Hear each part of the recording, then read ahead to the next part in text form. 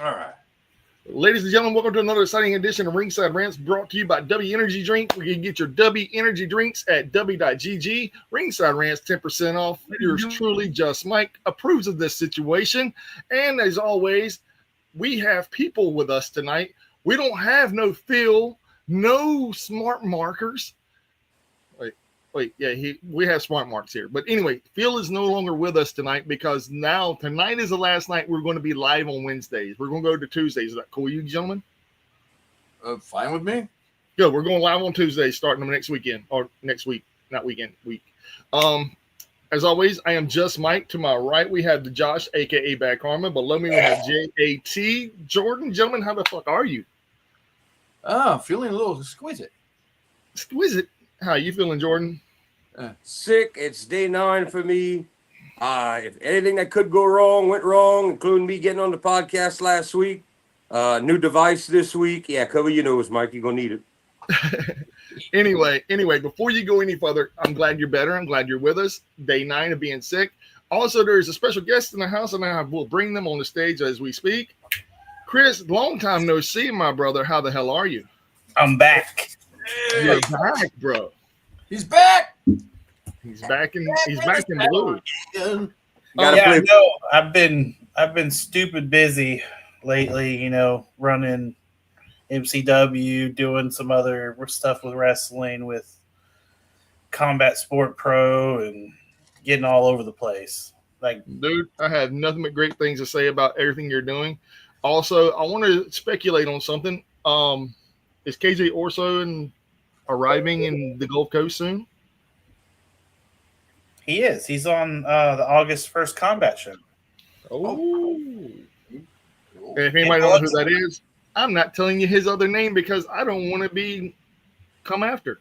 I don't want him to hurt me because for real, man. Because the other guy's dead. Yep. Rest in peace. Also, I will say this.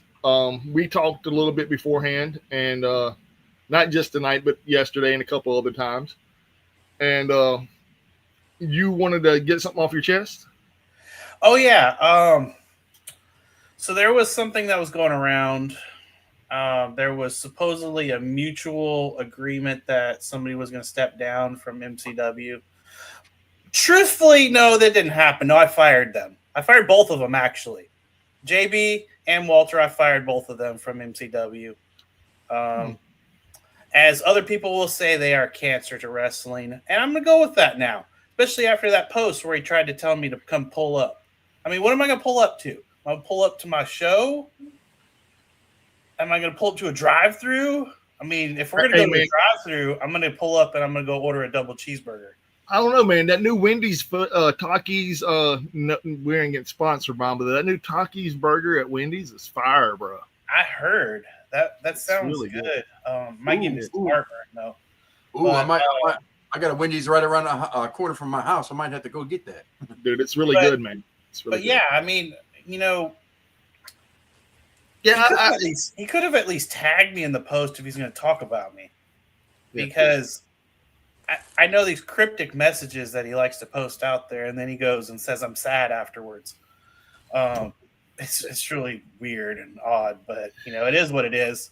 And before you go any further, I want to piggyback off of the Walter situation. Years ago, I did post a meme with a funny meme actually with a dude slapping everybody, including cops, just one after the other, just the whole freaking family and the whole cop was lined up like, "What are you doing? You can't!" And he just locking them all down. He's like, "Won't you do that to me?" And I was like, "Oh dear God, I know where you hang out." And if anybody really wants to know where Walter Gravitt hangs out, it's Alchemy Tavern. And I'm friends with the owner. So all you gotta do is mention you want someone to pull up, and I may just magically fucking appear. And he also creeps on all the women there too. So, dude, I think he likes to give Hummers in the bathroom because they ain't got no teeth. I fucking said. I mean, I'll straight up say it now. I mean, he's a fucking creep, dude. So, dude, what I mean by that creep, let me explain a little bit. There was a guy that worked at DCW as a camera guy, and he had his daughter working there. And Walter literally tried to like date this chick, or I'm sorry, not chick, young lady. And she was like, "No, we can be cool, we can be friends." And then he was like, "I seen her all over this wrestler's lap, trying to get fucked."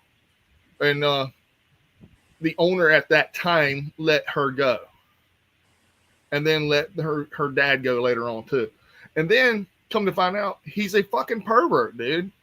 If anybody needs to be on that list, it's Walter Gravitt. Hands down, 100,000%. Dude's a fucking creepo. He reminds me of he reminds me when he gets 30 years old, he's gonna go to like high schools and be like, "Yeah, I used to go here, so it's cool. It's prom, right? Yeah. How old are you? When you be 18, girl? Okay, hit me up then." Freak. All right, I think we done enough name dropping to. We got.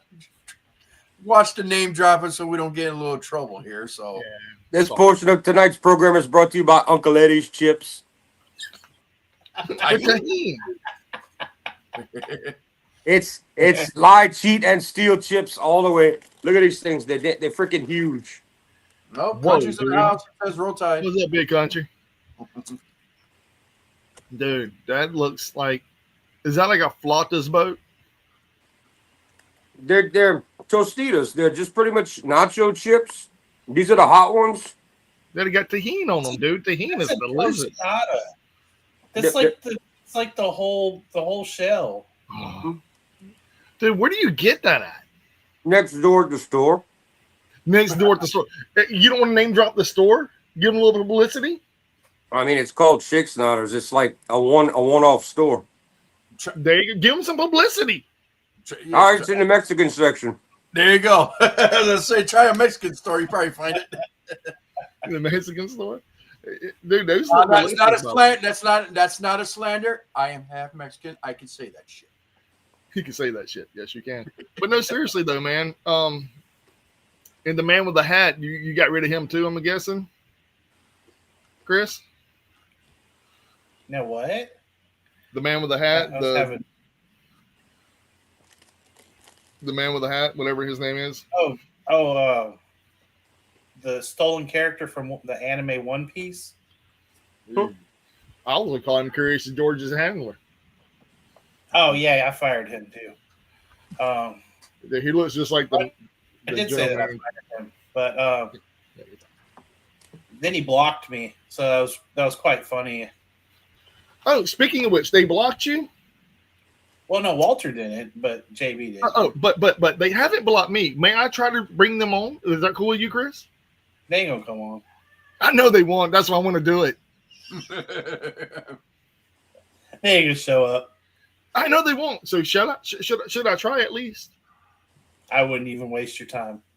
Oh, dude, it's gonna be so much fun whenever they don't, because I'll even video it like show. I've done it before too. Remember that, Josh? I did it last time whenever I came back and I said they were talking shit about me. I You tried to did bring that them when on. I was on here. You sent it to him, Yeah, I did, didn't I? and I was on here, and that was when we were on speaking terms. See, but now he wants the smoke, but he won't come after me though. Why don't they come after me? Because I think that they're scared of you. Why? Man, why? It's not like we're on a multi-million people watching us. We got like 5 viewers. Yeah, I mean, why are they scared of little old me? Just like being strong behind the keyboard. But me, they know I will show up at their fucking house and knock on doors. Like I'm that motherfucker. I'm Jay and Silent Bob with Jay and Silent Bob straight back. Oh yeah, Mr. Pussy Pants 1975. Is that you? Okay. And then they beat the shit out of those kids. Shit was hilarious. Is it like the cartel? So you know, I got a funny story about Walter too. He was talking about how close he was to WWE.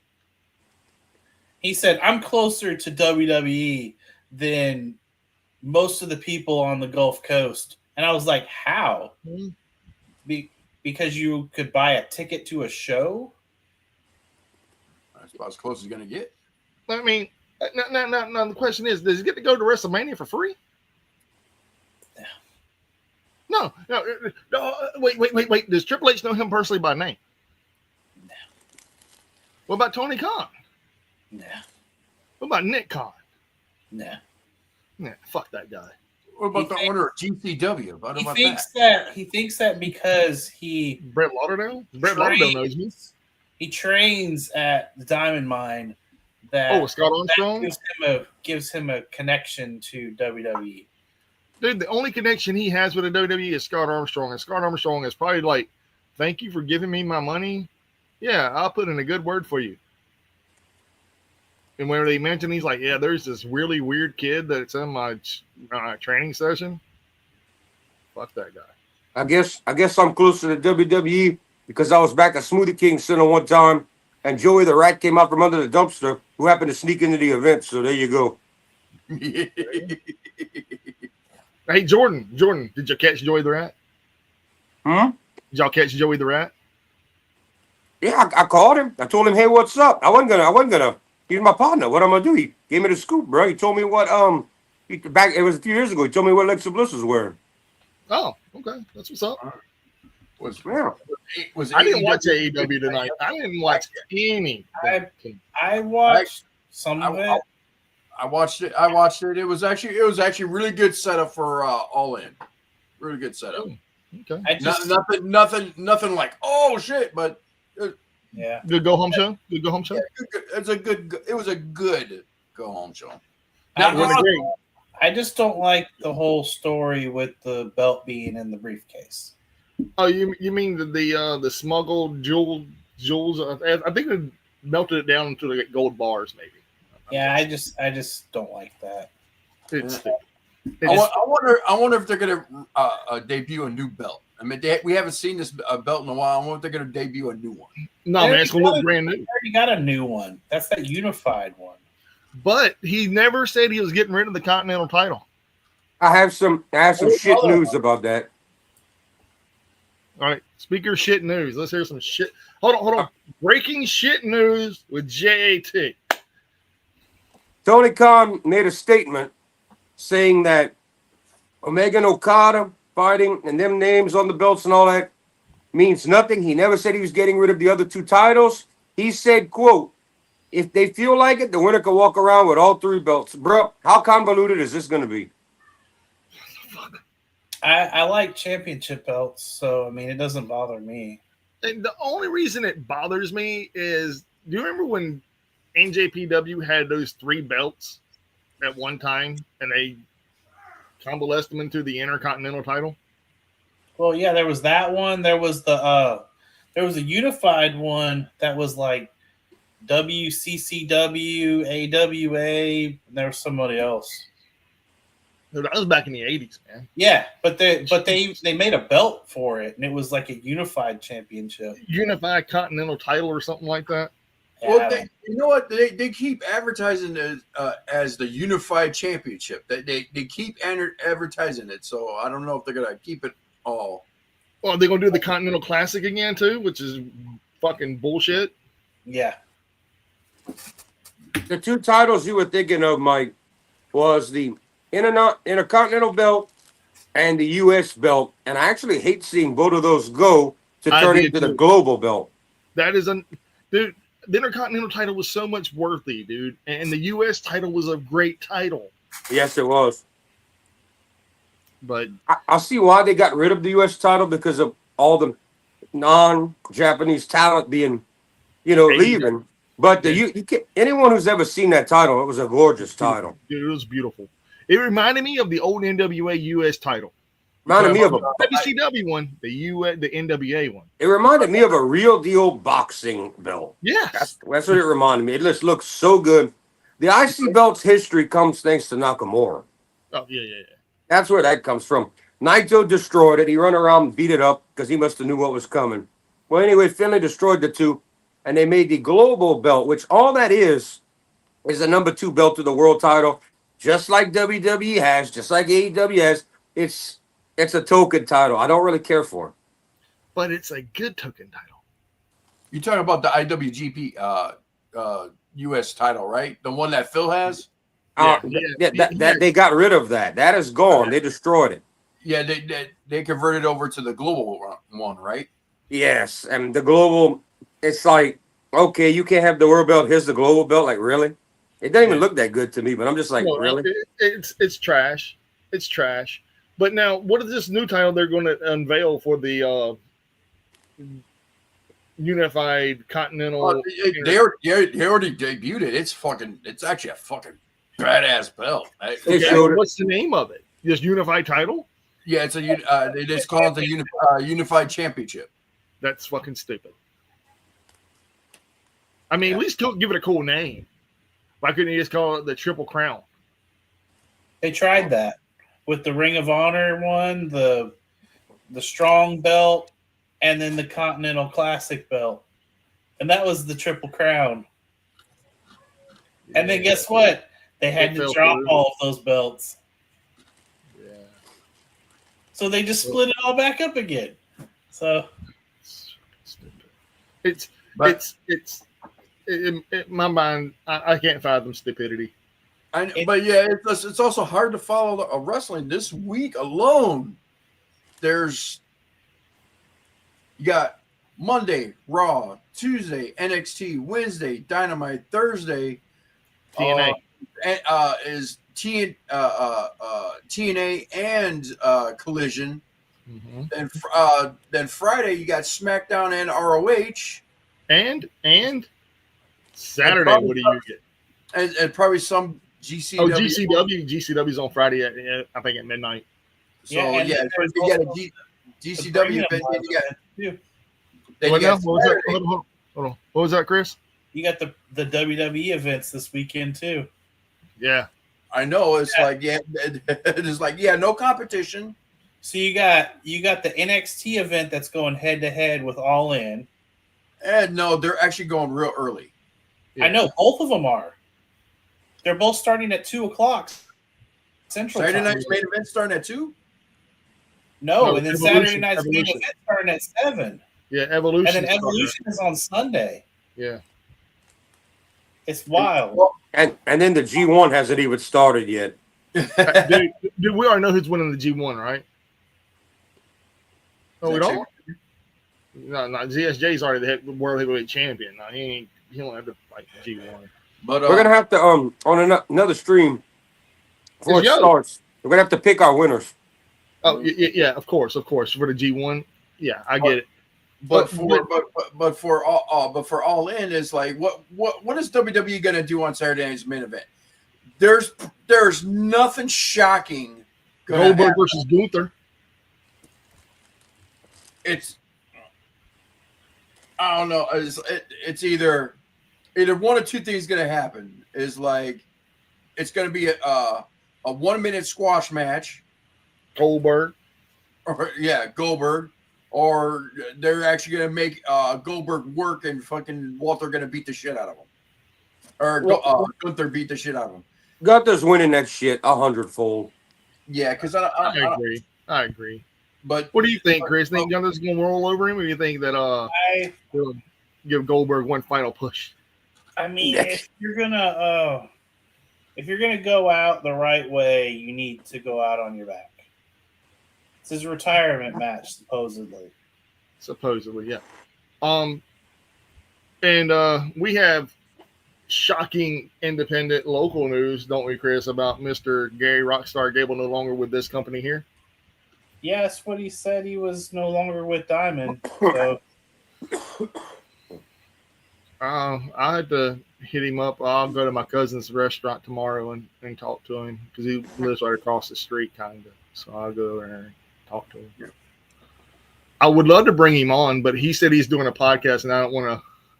Yeah. As I say, is let him speak his mind at everything. Then I'm gonna rope him to another show. Then I'm gonna rope his ass in. Yeah. I guess it's still in here. I should be looking at the chat, see if anybody's saying anything here. Yeah, well, I can tell you, Reina del Salsa is really digging your chips. Country wants to know if AEW was good tonight, and that's about it. Okay. Maybe one of That's those the gist of it. man. And then she said also about Jay and Silent Bob, Boo Boo Kitty Fuck, which that was one of the greatest lines ever. He is the Click Commander. The Click Commander. Yeah, he is the Click Commander. Jay is always going to be the Click Commander. And I missed him when he came to Mobile recently. I missed him. He was doing a little tour. I missed it. They're always doing tours. I gotta hop off here for just a minute, and I'll be right back. All right, bro. I'll be back. You can drop me off the camera for a minute. Oh, okay, you're good. He'll be back like Arnold. Yeah, but no, man. Seriously, though, man. I mean, think about it. All these things that's been going on in wrestling. Teddy Long's son passed away. Yeah. Rest in peace, Teddy Long. If you sending condolences to Mr. Peanut, Mr. Teddy Long himself. Player. Player. One of the greatest general managers of all time, / referees of all time, / managers of all time. People don't give him credit. Undertaker matchmaker. Mm-hmm. Mm-hmm. Oh, you going one-on-one with the Undertaker, player, and your match starts now.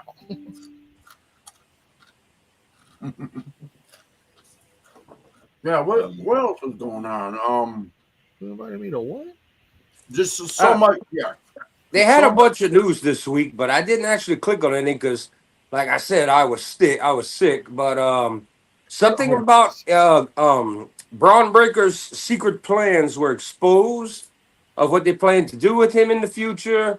I saw something about not sure which company, if it's AEW or WWE, with some people coming back unexpectedly and some people going. I didn't click on any of this good stuff. I've been sick and addicted to the vinyl record auction lately, which hopefully that comes in next week. I'll have some great things to show you guys on there before we get going.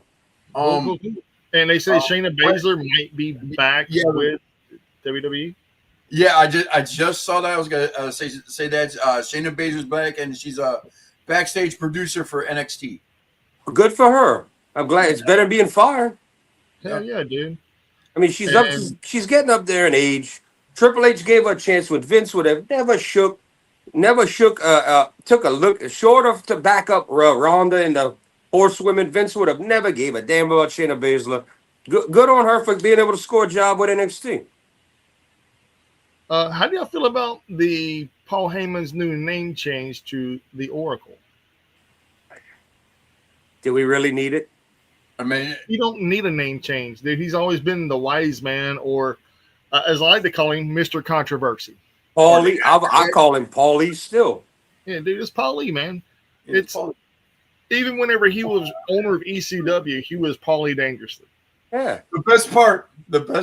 Yeah, actually, you can probably find a clip of him speaking Spanish on Raw, and you see Seth Rollins on the background going to JC. Is like, did you know he could speak Spanish?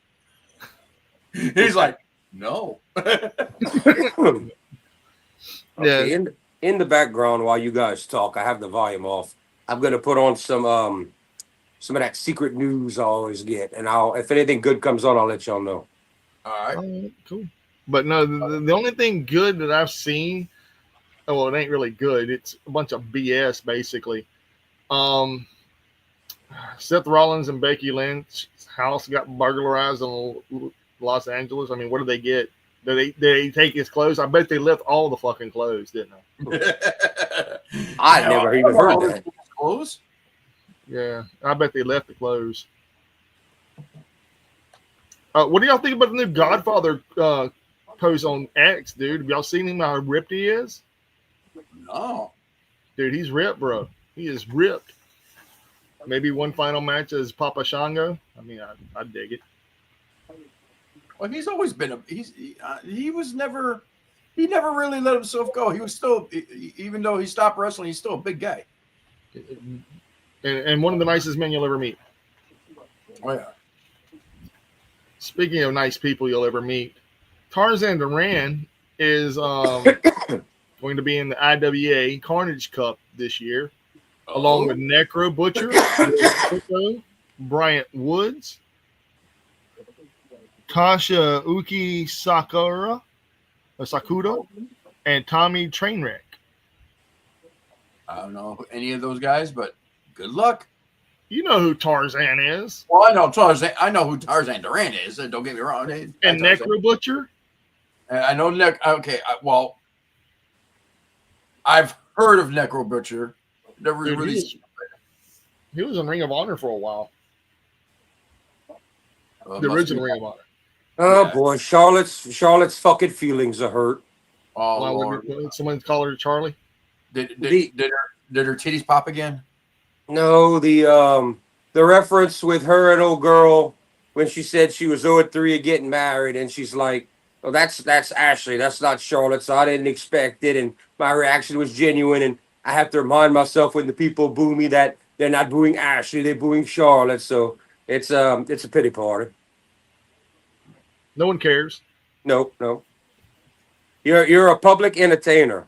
It's your job to go through these. You're a professional wrestler and an entertainer. This comes with the job. It's like somebody mentioned this the other day. It's a good point. I mean, it's not exactly wrestling orientated, but you're on Facebook, okay?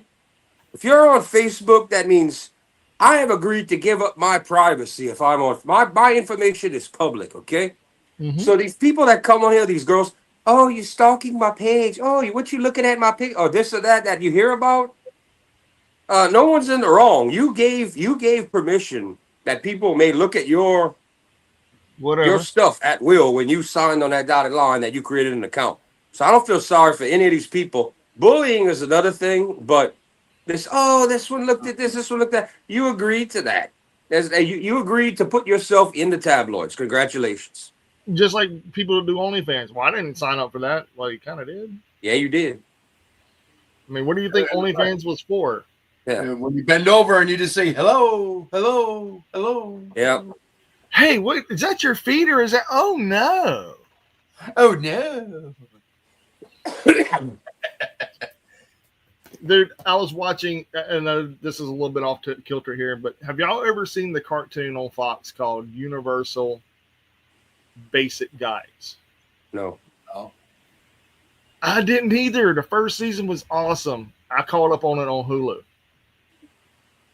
And that's all I'm going to say. You need to watch the show. The cartoon it's pretty raunchy and it's pretty hilarious.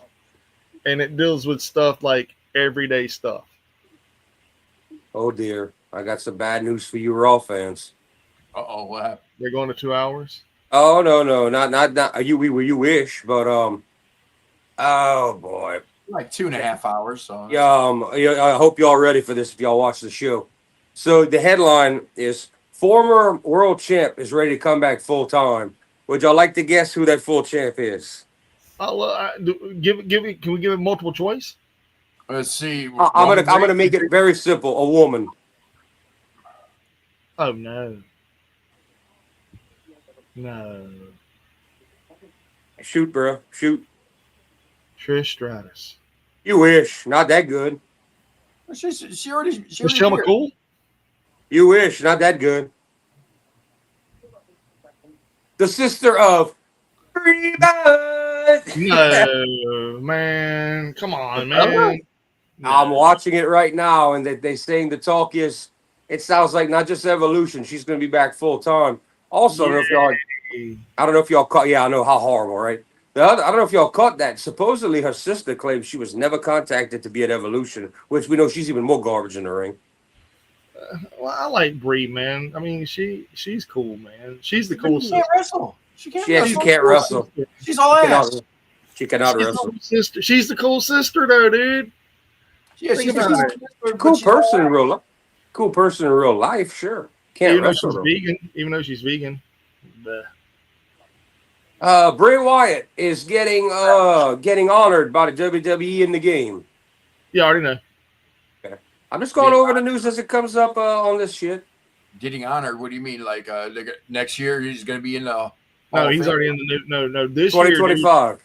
Yeah, it's insane, dude. If you haven't picked up that game, I recommend it. It's really good. The faction shit on it, it's really definitely awesome. Not only that, but you also have there's other things as well. like the island, which is really cool. You can unlock different things, like different costumes, and like there's even a costume of Cody Rhodes as a robot. It's pretty cool. A little something else here, unless y'all knew this ahead of me. WWE is going to be doing a deal for Halloween Horror Nights at Universal Studios. Yes, I just saw that. So what's the stipulations on that one? Halloween. Let's see. They plan to announce the integration into Universal Studios Halloween Horror Nights later this month. And let me see if they're going to flip the page and give me. We're told that this has a long rumored within the theme park community dating back to last year. It's something that's been worked on since last year. This news comes according to Fightful Select. That's not who I'm watching, but this is Jason, Fallout, and others also set to be featured. Halloween Horror Nights runs select nights between August 27th and November 2nd at the Orlando location. This particular news is according to Fightful. So I'm assuming they're gonna host Halloween Havoc. There's a good chance. And they're probably gonna use the TNA Studios, the old TNA Studios. Oh, we've got a list already. Top 25 scariest WWE superstars of all time with Foley, Undertaker, and Bray on the cover. That's nice. Yeah, we might get another. I don't know if it's just be a countdown or what, but like I said, I'm just watching. I'm not listening. I got you. But no, the other thing I want to know is, like, how do y'all feel about the GCW stuff that's been advertised? Did y'all watch Backyard Wrestling by any chance on July 4th? No. July 4th was me getting ready to get sick and doing absolutely nothing. I was doing this. Dude, I'm gonna be honest with you. Tarzan is making a big splash in the independents. Not only in Juggalo Championship Wrestling, not only in Game Changer Wrestling, not only in CZW Combat Zone Wrestling, but a lot of the promotions that are independent. And he's making it. Be featured in GCW now. Not only yet. on the Backyard stuff, man. I would love to see him in X Wrestling with the dude. I wish I can. I might have to hit up the owner of X Wrestling, X Brand Wrestling. I might have to hit up Justin. Dude's a nice guy. I really like the guy. I really do. Me and him have hit it off. We've talked several times. He's a good dude. I would love to get him on here and talk about his next stuff and up and coming stuff. Because we're down here in the South, man, and his stuff takes place in New Jersey. Bless you, by the way. Blow your nose, sick bastard. And, I was me trying to do it quiet. It could get pretty loud. Lillian Garcia will be the ring announcer for Evolution 2. Oh, that's kind of good. As long as Lillian Garcia and not that goofy looking chick that got with the fucked up hairdo doing announcing. Here's the announcement you said earlier about Shayna Baszler being brought back. They've got her talking to the camera, NXT background, all that good stuff. Like I said, good for her that she could. She's actually good. She could help. Oh, here's a controversial one. Does Mercedes Moné truly have creative control? No. It's been rumored that she does and does not have creative control. She has what they call partial control,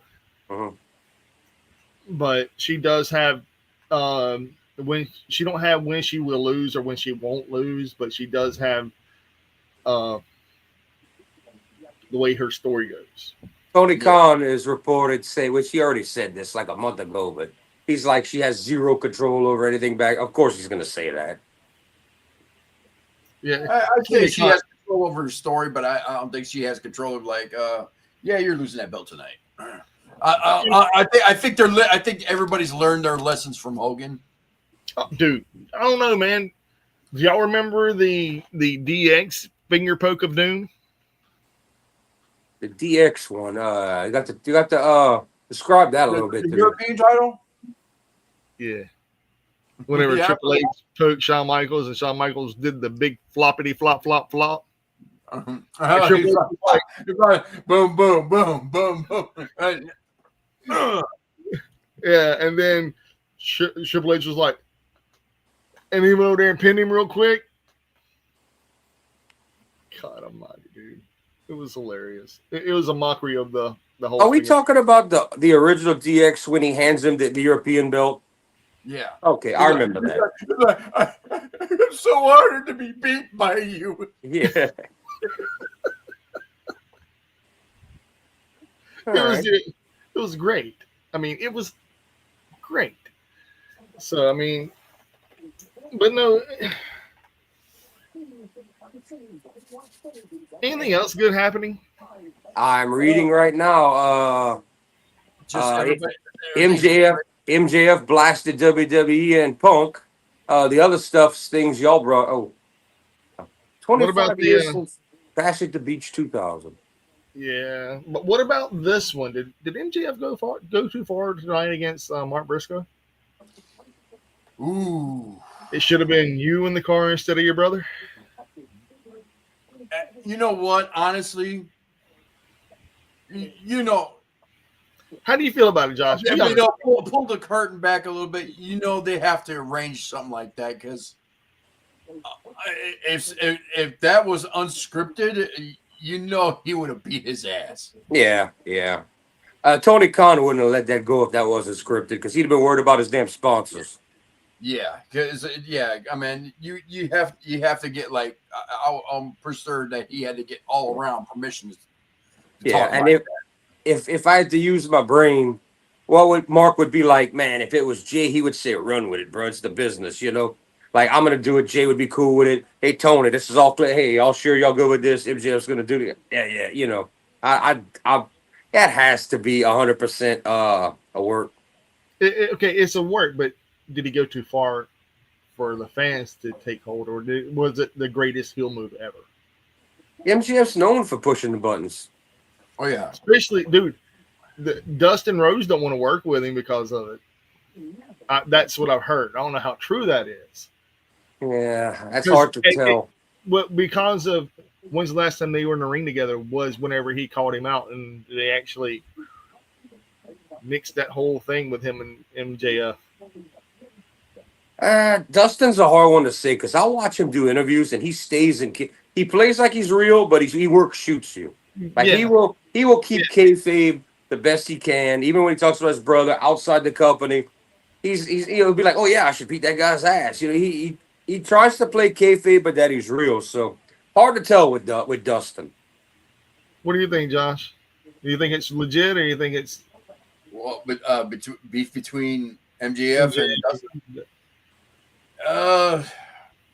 You know what? It's hard to tell because you hear stories about MJF and everything, but remember, when was the last time they were in the ring together? Whenever they were doing that Dustin Rhodes, Jeff Jarrett thing with MJF, and MJF told Jeff Jarrett, and then they nixed anything with Jeff Jarrett too, because he told Jeff Jarrett to fuck his wife basically, with him watching in the corner. Damn. Well, that happened right there live on camera. Yeah, that's a rough one. Huh? I mean, but they haven't been in the ring together since then. Neither one of them with MJF. Maybe MJF took liberties on that one, and he was like, "Not cool, bro." Maybe it was a work shooting, and Dustin realizes he don't need to be in a ring with MJF to get him over because he's already over. Dustin's already over, man. So is Jeff Jarrett. They both are. Dustin doesn't have to get in the ring with MJF. MJF is already a star. He doesn't need Dustin to put it, or legend killer or anything like that. Dustin's nearing the end of his career. He's training in the back. I don't think Dustin's needed in that ring for that. No, not at all. Speaking of MJF, he's been appearing in some independent dates of Major League Wrestling. So I saw this. And I'm thinking about picking up another ticket for that show in November. Hopefully, he shows up. Dude, this is what makes me happy about Major League Wrestling. They've been wanting to do a lot of business with AEW. They've even said it. They want to do some business with AEW. They even do business with CMLL. Oh yeah, all the time. And now is their chance. Now is their chance to actually work with AEW, and I think it's cool. And Zilla's still there too, if I'm not mistaken. No, he wasn't at a show that I was at, so and I haven't seen him on there. So if he is, let me go. I think he's their champion. I think he's on. I think he's a champion hog. Oh, House of Glory. Speaking of which, did you go to the Bayou Beatdown, Jordan? Hang on a second. All right. What did you ask me? Speaking of which, only wrestlers came to down your way, which is the Bayou Beatdown. Did you go to that? Oh yeah. Me and my cousin decided. We thought maybe if it had been like $15 tickets, $20 tickets, we'd have done it. And it was just kind of a little too high. We have other things going on. I've got a VIP table for Crowbar, I Hate God, and Thou coming up at the end of August. I just had to buy another fall. You know, money going here, money going there. I'm like, close to $50, or some of these people spend a few $100s on ringside seats for this thing. yeah. Yeah, you get a meet and greet with everybody, but it was just a little too much for me to go. Like if Minoru Suzuki would have been there, me and my cousin both said we'd have been there front row, like, please chop us, bro.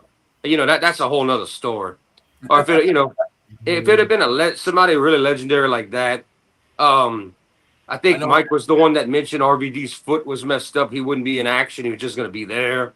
Yeah, that's how he was when they came up to Chicago and everything. And it's like they had the thing at a strip club. Well, here we go. So you are 100% correct on that, Josh. House of Glory does have Zilla as their champion. And, dude, that heavyweight title is almost big as the Hoss title. That thing is huge. That's a big fucking belt, dude. The Hoss belt and the HOG belt is huge. I heard that JD from NY was let go of House of Glory altogether now because they want to work more with AEW as well. Yeah. Well, Master P has been very, very vocal about how he wants to take it to the next level, and the next level is by doing the best what he can. Yeah. And people don't know that House of Glory is owned by Master P. They should know. I do, because I'm from here, I'm from here, so I know who Master P.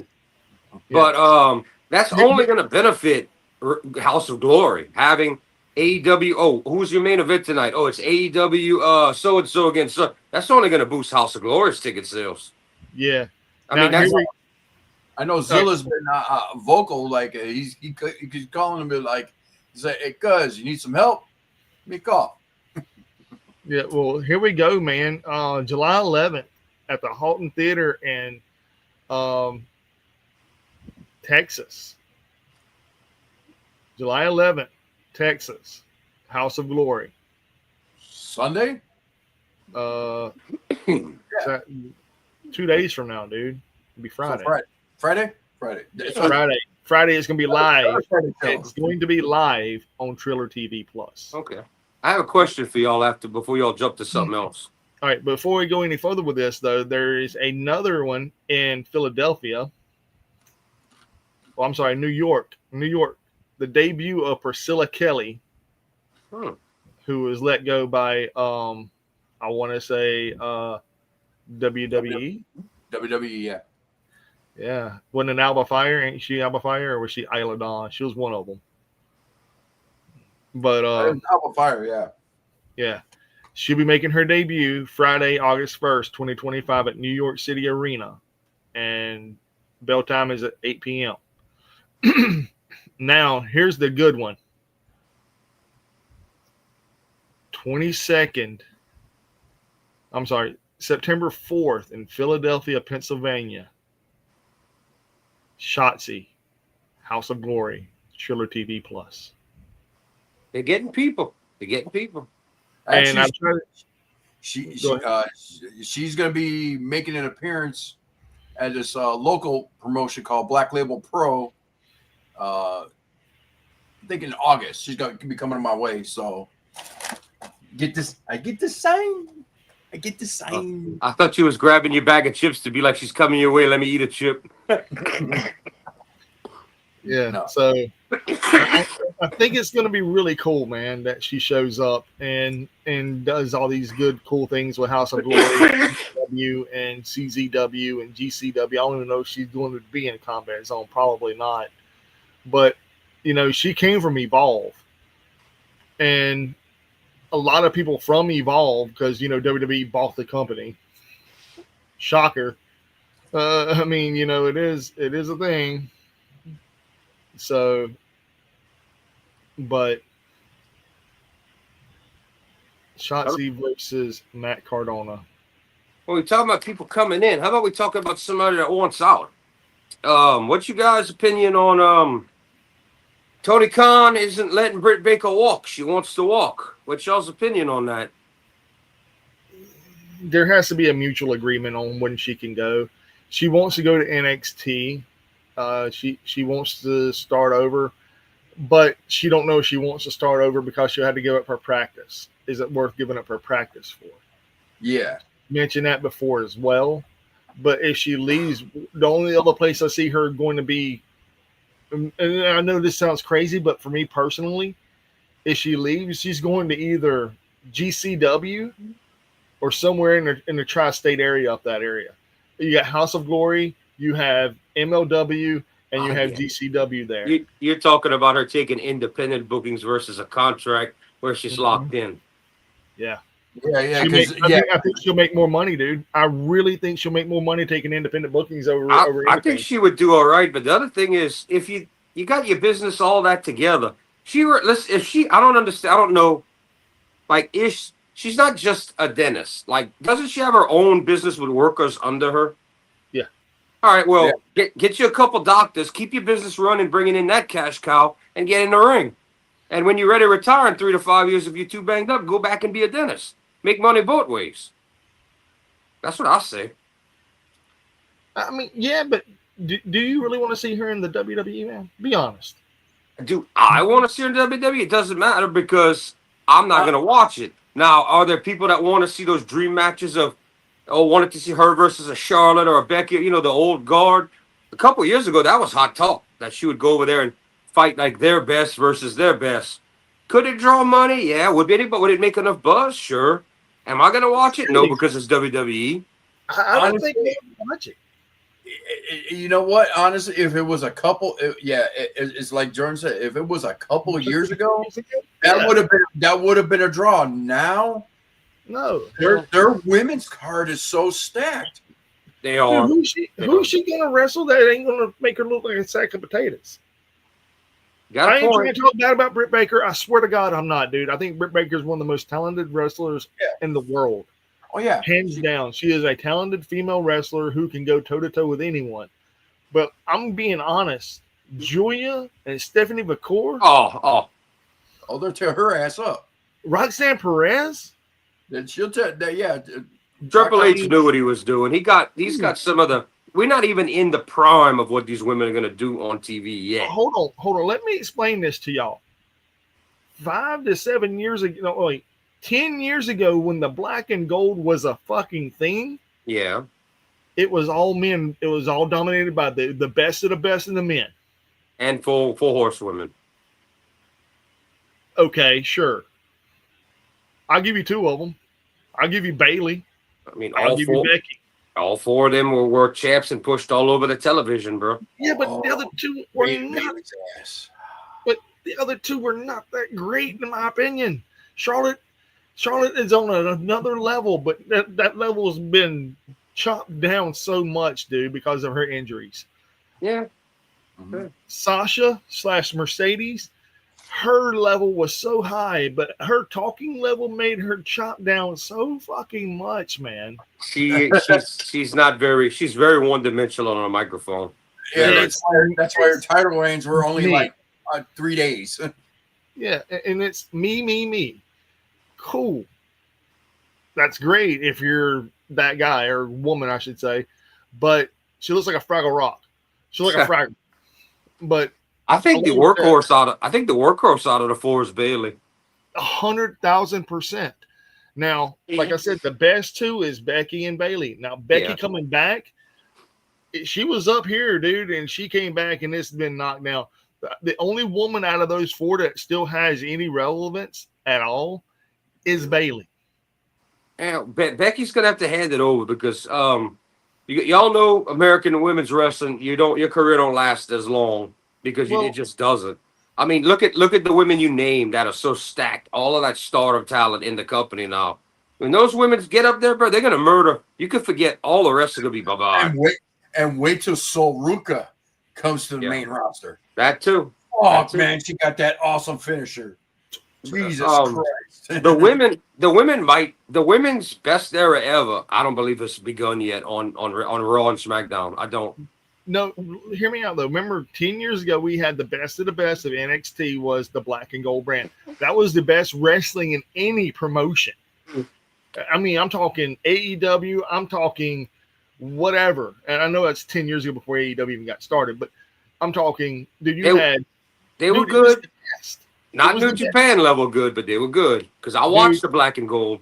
But it was close. Dude, it was close to Japanese as you could get. They had me watching for about 6 months. They had me watching Black and Gold. I was like, this puts Raw and SmackDown to shame. I was like, this is really good. Then, of course, I flip over and I'm like, about 2017 hooked me. I've never seen wrestling like that in decades. New Japan 2017 and 18 is like the greatest shit I've ever seen in ring. With Jericho and Omega? That, but not just them. No, that was more of a spectacle. That got a lot of attention off of the product. Oh, it's the whole reason. The product is WWE. It got a lot of attention off that product. The whole reason Tony Khan created AEW was he saw the match. He'll tell you that. He was in Japan. He saw the match and said, you know what? I'm going to do this in the States. New Japan's business model was they were going to do what AEW did here and get on and have all of your big. They were going to be the real competition to WWE. And Tony Khan had to stick his damn face. He should have stayed out and been a money sponsor or a backer, not start a company, because all that dumb shit you see on AEW, all that stupidity in between good matches you had those first few years, all the talent split and not being used right, New Japan wouldn't have done that. It would have been so realistic and so much a punch to the throat of Vince's WWE. I think today they would be in trouble. I think Triple H would be trying to catch up. I got a question for you, though. We got All In coming up this Sunday, or Saturday, I'm sorry. Do we, as a cohesive unit, do we have a actual prediction table for the card, or do we have a bunch of surprises showing up? Oh, there's going to be surprise. Who? What? I mean, Bryan Danielson's going to show up. He is. Yeah, he already said it. He already made an appearance in Mexico. Yeah, he already said he's showing up. But the thing is, who are they going to have on the card that's going to show up? Who's left to show up? That was in WWE. Braun Strowman. Well, Braun Strowman's out. He's hurt right now, so he ain't showing up. Then who? Who? I don't know. I don't know who would be surprised that Shotzi? I don't think Shotzi's going to show up yet because I think she's going to do her independent tour first. I think she's doing a Matt Cardona. She make more money doing Matt Cardona thing. I agree. Matt Cardona is going to agree. A star. Yeah. Cody really started something. Like we got to give it. Who the first guy to really go indie and make it big and prove he could make his way to all the cup. Cody's an innovator in that. Cody's the first one to really do that, and everybody else followed. Hold on, timeout. Cody did it, but it was lackluster. His tour in the Indies or the tour in the United States before he went to Japan was garbage. The stint he did in TNA was garbage. The stint he did in Ring of Honor was lackluster. The Kiss the Ring thing was major. He had become #1 heel of that year in all of wrestling. The Kiss the Ring thing only took place after he went to Japan and came back. No. Yeah. Unless you're thinking of multiple tours, because I watched his time in Japan. He didn't even do the ring. The ring had happened before, and he was Bullet Club playing like he was Omega's friend, but just going to stab him in the back. And that's when Hangman was at his best. Hangman was being a heel. man, the sky was the limit for Hangman at that point. Then you didn't know who was going where, and the firing squad happened, and all turned on Omega, and Cody back to Omega. But then you had all the Tongans, the guys that are over there in Reigns Club, all decided they were going to be the firing squad and turn on Bullet Club. But then all of a sudden you lost. Omega was gone, Cody was gone. You lost that. So those T-shirts were made for nothing. But the thing is, though, man, Cody did the kiss the ring thing. What that happened? Ring of Honor? That was in Ring of Honor before he went to right before he went to New Japan, when the Bucks were doing ROH, barely in New Japan, when they had kind of left it. Oh, that was right at the end of his ROH turn then, because he went in Ring of Honor for like what, 3 months? Yeah, he was doing it wasn't just Ring of Honor, it was all over. He was doing Kiss the Ring in all the indies, NWA, everywhere he was running around. And him, just like at the same time, not sure if it was the same year or the year after, but Matt Hardy had blown up as the biggest face of the year in TNA. I think it might have been the year after, but Cody was like the biggest heel. Yeah. Then he went to New Japan. He dyed the hair blonde in New Japan, and that was heel Cody. It was like today they have it reversed, but blonde hair was heel Cody. Homelander Cody. And there's some hella storytelling going on in there. I mean, New Japan had needed that. They needed that badly. Those stories in between matches, people talking. You know, the whole Bullet Club is fine gimmick that way. If Phil was here, he'd be going nuts over it. But they needed that big time. All that talking going on between there. Then you had all the big stars and Okada going, and a young Jay White coming up, and all of that at one time. That was amazing. Yeah, and when Jay White was coming up and coming, and when I was watching his matches as I guess a young lion per se, yeah, I was like, not really digging him. But then when the Switchblade gimmick kicked in, I was like, oh. I find he was still young then. I find he really got his best when we had Beard Jay White. I found that's when he really, because I mean he beat Okada in a matter of 6-7 minutes at Wrestle Kingdom, and that what a lot of people were shocked. But everybody likes to forget that Okada challenged Tanahashi, beat him first time, and became the champ out of the blue. I mean, yeah, Okada's a once in a lifetime generational talent, and no, they don't use him on AEW television worth an absolute fuck. Hold on, that's a waste of time out. The reason they don't use him like that, and I'm gonna be honest with you, they don't need to. They don't need to use him on the card like that. He is the Japanese John Cena for AEW. But the problem is they've ruined his name value. Everybody's like, Okada what? Like, it wants you the greatest in the world. Now it's, yay, bitch. That's still good. Still good. Jay White's watered down since he went to the company. Guy was a former world champion twice. Now he's just mid card, whatever. It's like, I don't know. I don't understand why Tony Khan ruins the value of people. Well, right now, every time Jay White gets some momentum, he gets hurt. His entire run in New Japan, man, was never injured. Kenta. Hold on. Time out right there for a second. His whole run in New Japan, he was never injured. They wrestle a whole different style. Yeah. Coming to America, he wrestled a different style here in America. And that's the only reason it's a more not harsher style, because over there in Japan, that's harsh shit.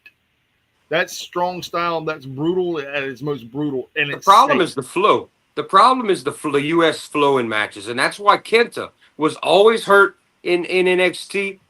He left NXT, went to New Japan for 4 years in a row? Never injured. He got injured one time. He fell 20 feet off a fucking stupid ladder, face first into a garbage can and slit his face. Then was put through a table by Tana 20 feet and had a big old slice on his back. Short of that, he was never injured. The flow. They're taught how to flow and how to move. Over here, your opponent turns the wrong way, you're injured.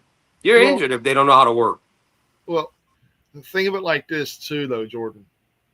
AEW was known for whenever they first started. Who do they hire? Pretty much anybody indie, and then New Japan, WWE when they could get them. They hired that Most- brain the former wrestler that is a brain doctor now. Who? I forget his name. Yeah, He's yeah. one- But what I'm saying is they were hiring some of the most green people they could because they didn't want to. They didn't know how long it was going to last. Correct me if I'm wrong.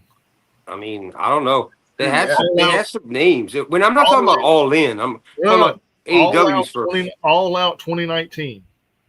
Double or Nothing was the very first pay-per-view, if I'm correct. Right. Yeah, Old Number was the first Okay. pay-per-view. Double or Nothing, the Battle Royal for Double or Nothing. How many wrestlers did you see in there that actually got signed? About what, half of them at the time? 4. Really? I mean, I can remember some nobodies OC? being in there. Orange Cassidy, Marco Stunt, Luchasaurus. I'm sorry. What is his name now? It ain't Luchasaurus no more. It's We know who you're talking about. Kill Switch. Kill Switch. Yeah, and Jack Perry? that's it. I mean, I remember like they needed some filler. They had the guy with no legs or one leg. They had Sunny Days, which never made it back to the company. They had Glacier, which was a one-off spot. I remember a lot of filler like that. I remember Joey Janela and Sonny Kiss. They were a tag team, which was weird. Originally they weren't, but but yeah, both of those guys got let go. Where the hell's where's the man woman at these days over there? They still have her? Nyla Rose is Yeah. still there. Does Yeah, she Nyla wrestle? Rose was there. Yeah.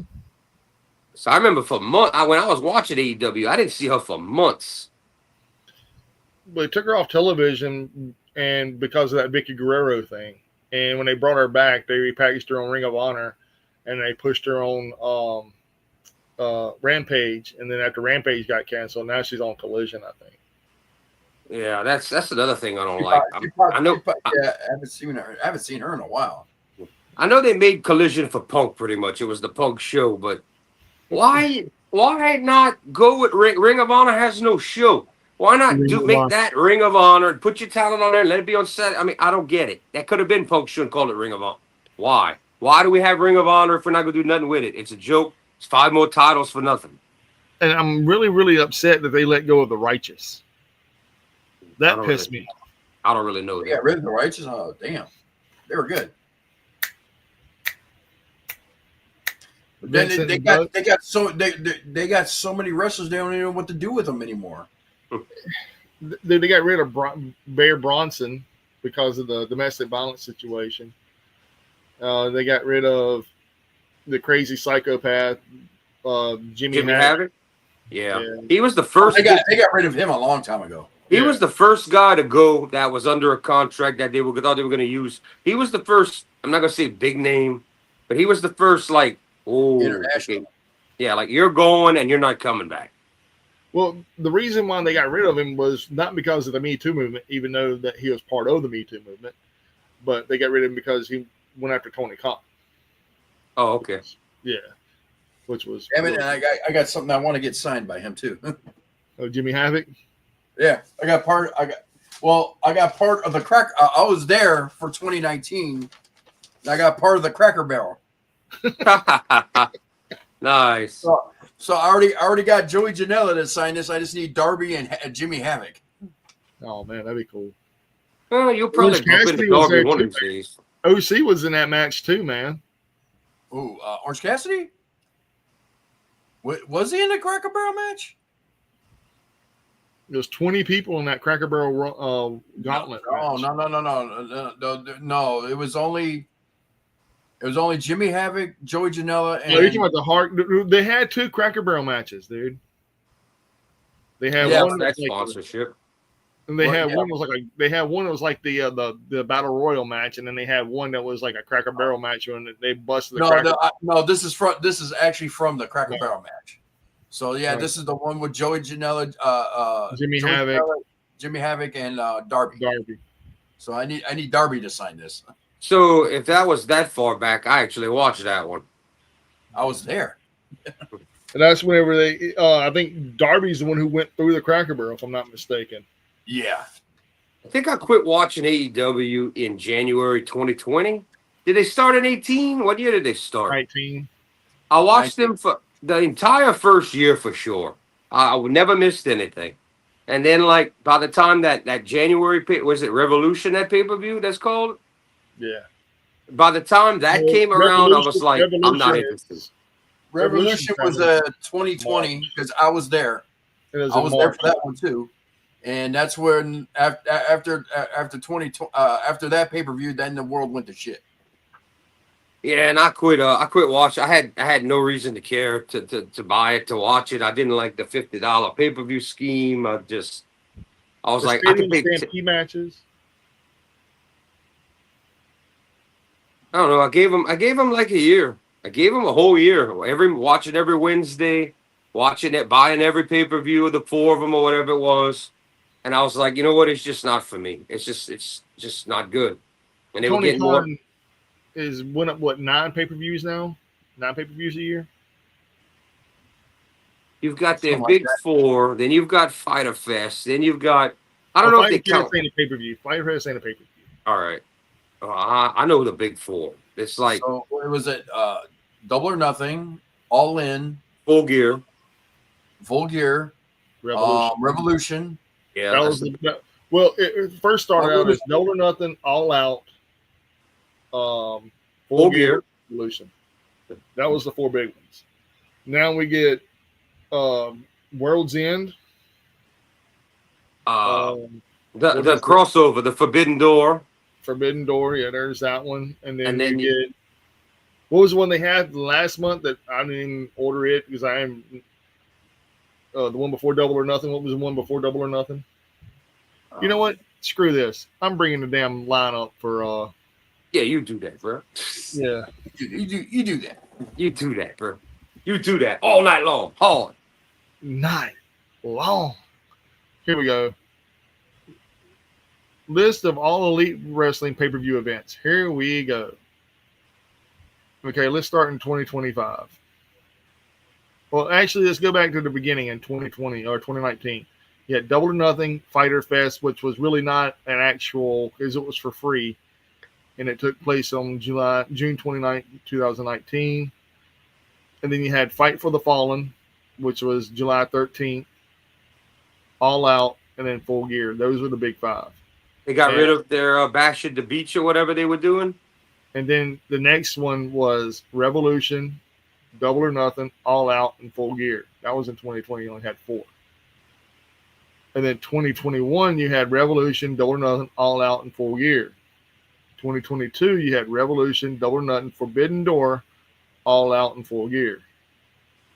2023, you had Revolution, Double or Nothing, Forbidden Door, All In, All Out, Wrestle Dream, Full Gear, and World's End.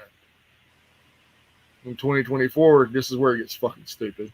You got Revolution, Dynasty, Double or Nothing, Forbidden Door, All In, All Out, Wrestle Dream, Full Gear, World's End. So far, we've had this year alone take place in January Wrestle Dynasty, Revolution, Dynasty, Double or Nothing. Then we're going to have All In, the Forbidden Door, All Out. That's all that's been stated. And All In next year is going to be in London, England. Yeah, I heard that he's thinking he's going to pack the place. So they're still doing All Out. Yeah. All Out will be in Toronto, Ontario, Canada this year at Scotiabank Arena. Oh, they're not coming to Chicago anymore, is he? Well, wearing out the market. I mean, all their shows, they're having to go smaller and smaller because AEW's just dropping numbers. Well, yeah. Well, they're doing their residency after the pay per view. They're doing their residency in Chicago. So Yeah, Y'all gonna get Full Gear, man. That's the rumor. Y'all are either gonna get Full Gear or World's End. So that's like 1, 2, 3, 4, 5. That what 2, 4, 6. I think we're getting 6 shows. So all of July they're going to be in Chicago at the Aragon. As like I said, there's going to be you're going to hear the Brawl Room. That's what we nicknamed it. All the fucking fights they got in there. Dude, in 2024, man, you had 3, 4, 5, 6, 7, 8, 9, And this year alone, right now, you've already had 4, and this will be 5, 6, 7, and then you still got. Are they going to do Wrestle Dream again, or they're done with it? I would get rid of Wrestle Dream and Dynasty. Well, we didn't get a Dynasty this year. We got Wrestle Dynasty. Ooh. That was in Tokyo. Where's And my they toothpick? really didn't even advertise for. Where's my toothpick when I need it? And then you had Zack Sabre Jr. versus Ricochet for the IWGP World Heavyweight Championship was the main event. It's actually And the really main, good. and the main event at Revolution was Moxley versus Coke versus Christian Cage. I got a And question. Mm-hmm. What do y'all? I don't want to. If you want to finish talking about that, I don't want to jump subjects, but it's to do it while we're on AEW and all of that. I want to talk about Forbidden Door for a minute. What Okay. do y'all? What do y'all think? All right, we obviously know what New Japan's main event's going to be, and it's going to be. I might buy the show just to listen to that UK crowd go nuts. All right, in case you don't know, it's ZSJ as champ versus Ospreay. So the whole crowd is going to be singing those two back and forth. You got the two biggest modern day wrestlers from the country. What the hell does Tony Khan put as the AEW main event? And is he smart enough to put that second to last and not dare put that after Ospreay and ZSJ when that UK crowd is going to be dead after cheering? I mean, that's got to be your final match. He's got to be smarter than that. Well, I'm going to be honest, dude. I think right now the actual New Japan heavyweight title is worth more than an AEW World Heavyweight title. And oh yeah, dude, it is. It is. Yeah. It's dude. But in recent years, AEW has always put on that match before the main event. He'd be fucking, like you say, be fucking stupid if he did. You've got Ospreay and Zack Sabre Jr. You've got the UK's two favorite modern day sons in a wrestling ring. Gonna take on each other in front of 60,000 motherfuckers. You're gonna hear Ospreay, Ospreay, Ospreay, Ospreay, Ospreay, and then you're gonna hear Go Zack Sabre Jr. Go. And the whole match is gonna be, it's gonna be louder than Hogan and Rock in Canada.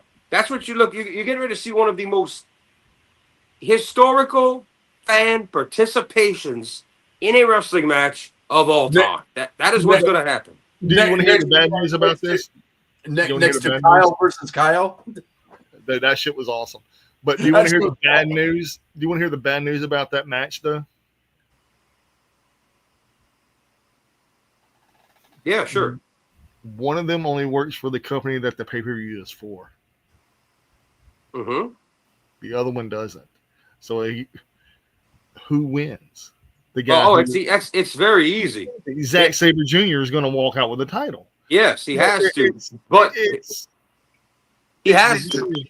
It's very, very sad that you already know the outcome of the match. You can blame Tony Khan for that. But I'm going to tell you, here's where they can make up for it. This is why I'm going to call him an idiot if he doesn't do it.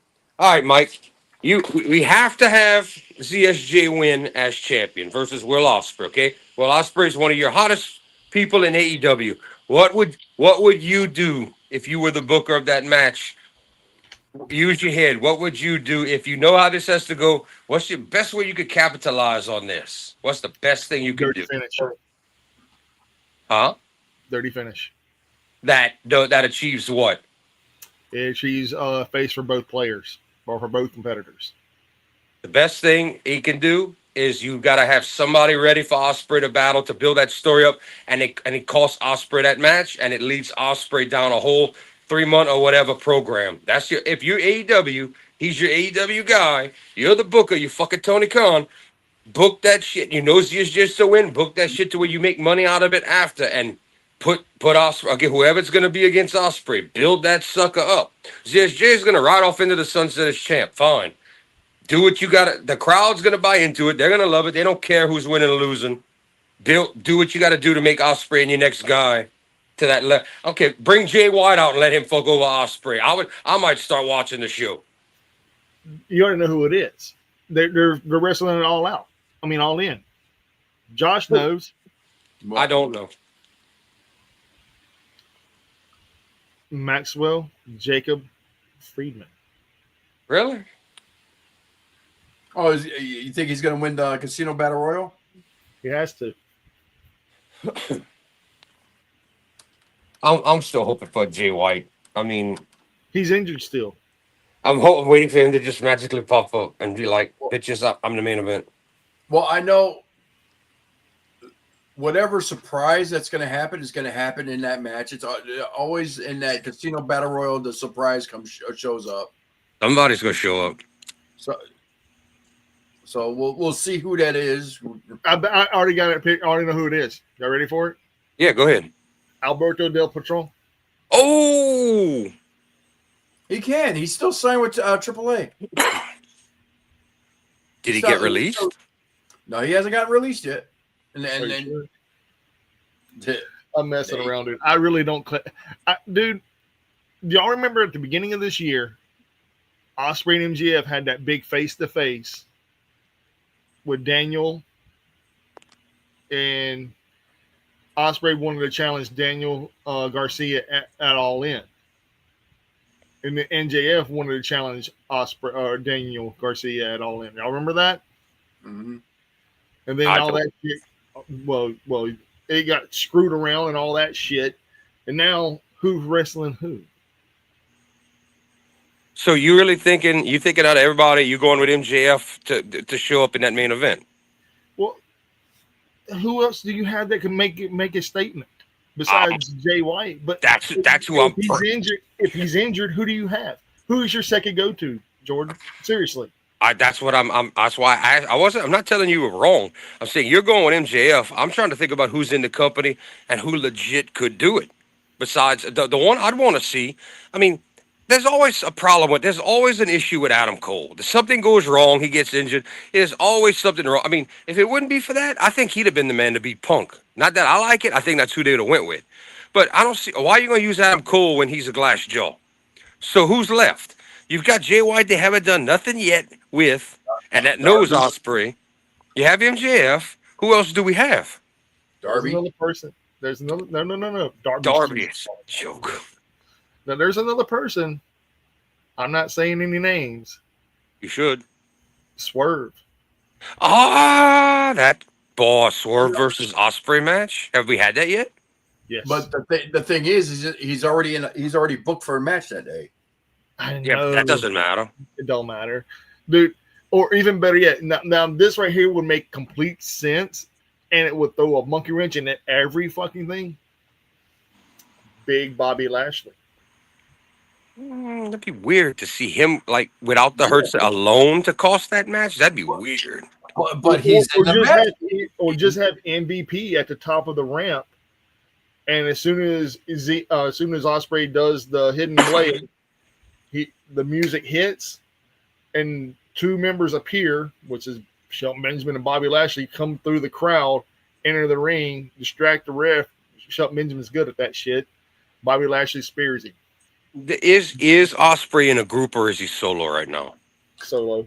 All right, that bothers me with the Hurt. If he'd have been like Don Callis family or something still, I'd have said, there you go. There's people against Hurt. But all of the Hurt business against Ospreay, it makes life. If you want Lashley to feel special, it makes him feel weak. As good as Ospreay is, Lashley shouldn't need backup unless he's fighting a team, two teams. I ain't saying that Shelton Benjamin's getting in the ring.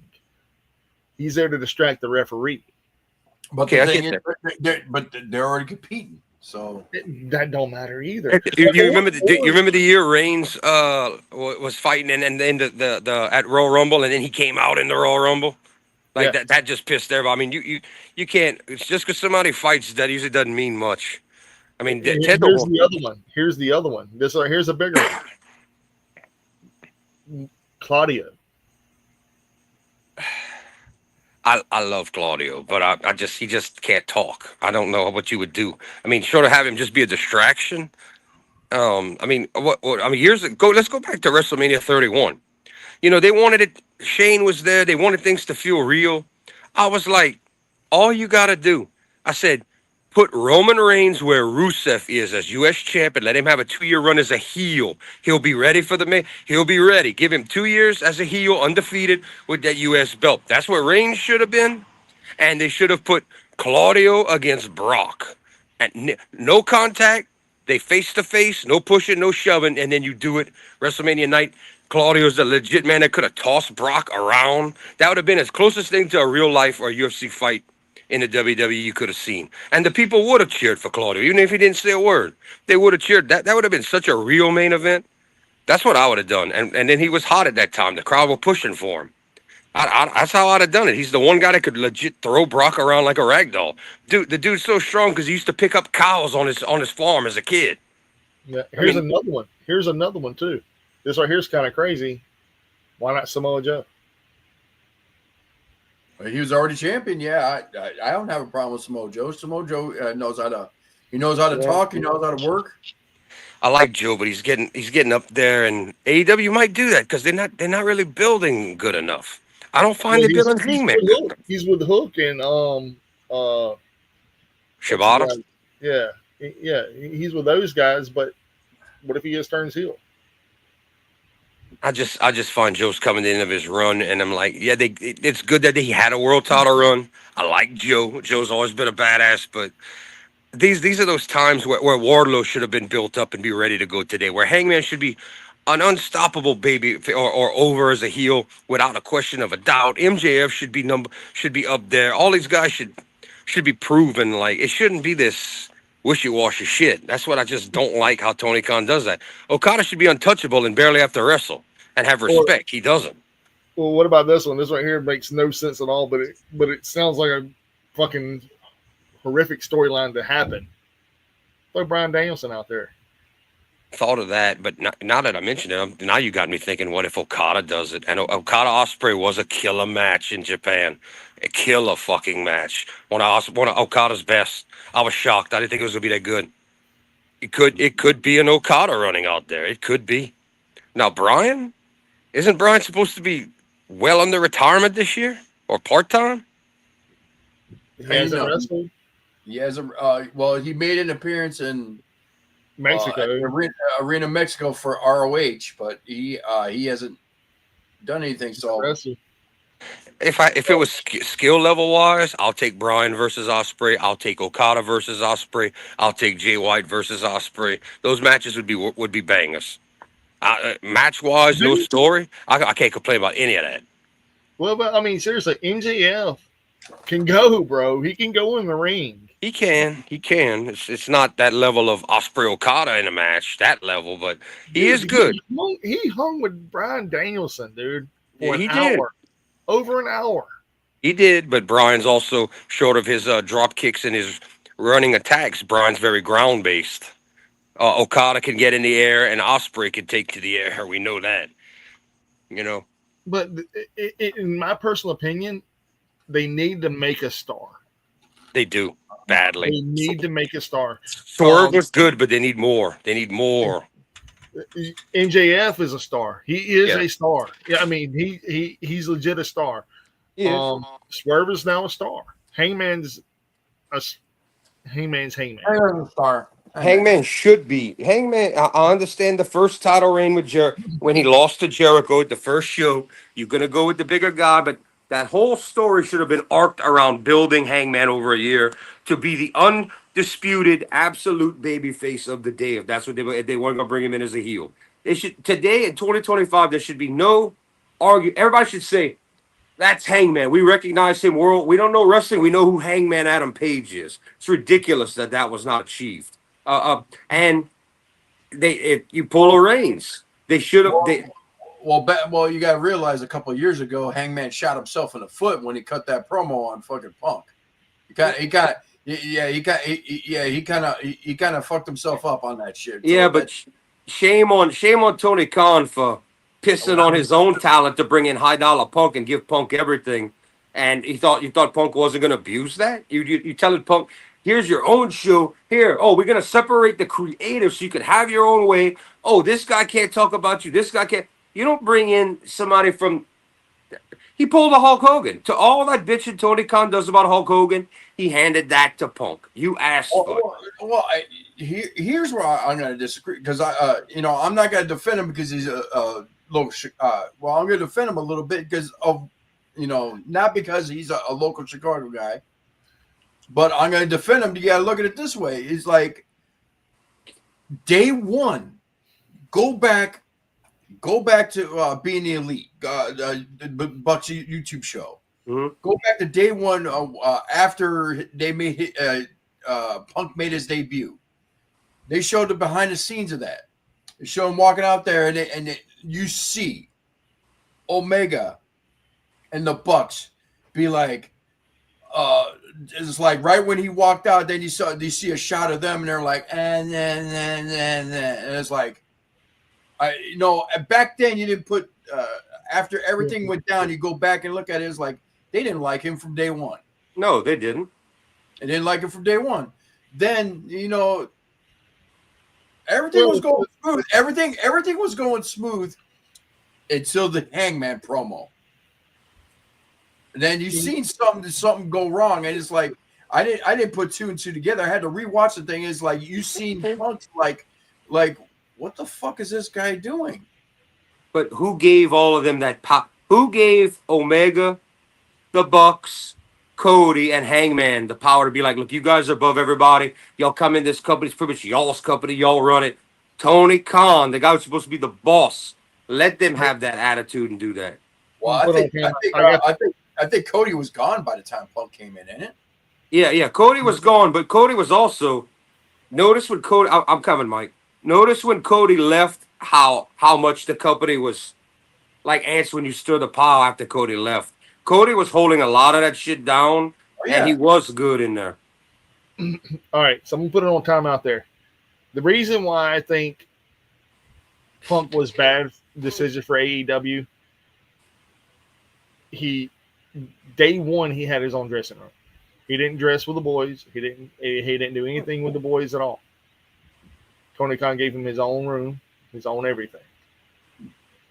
Second, whenever he showed up in Chicago, everybody knew Punk was coming out. Everyone knew Punk was coming out. It wasn't a shocker because hint, we're going to be live at Chicago. Do we have anything coming to y'all? Blah, blah, blah. Dude, they even showed the Chicago flag, bro. Everyone knew. Yeah, he even said it was the worst kept secret. No, dude, But that TV ratings were high as shit on that Rampage. People crying in the crowd, man. Dude, That Rampage ratings, everybody knew he was coming, and that's why they tuned in. That's why Tony Khan did. In this instance, Tony Khan pulled a Goldberg in Atlanta versus Hogan on TV.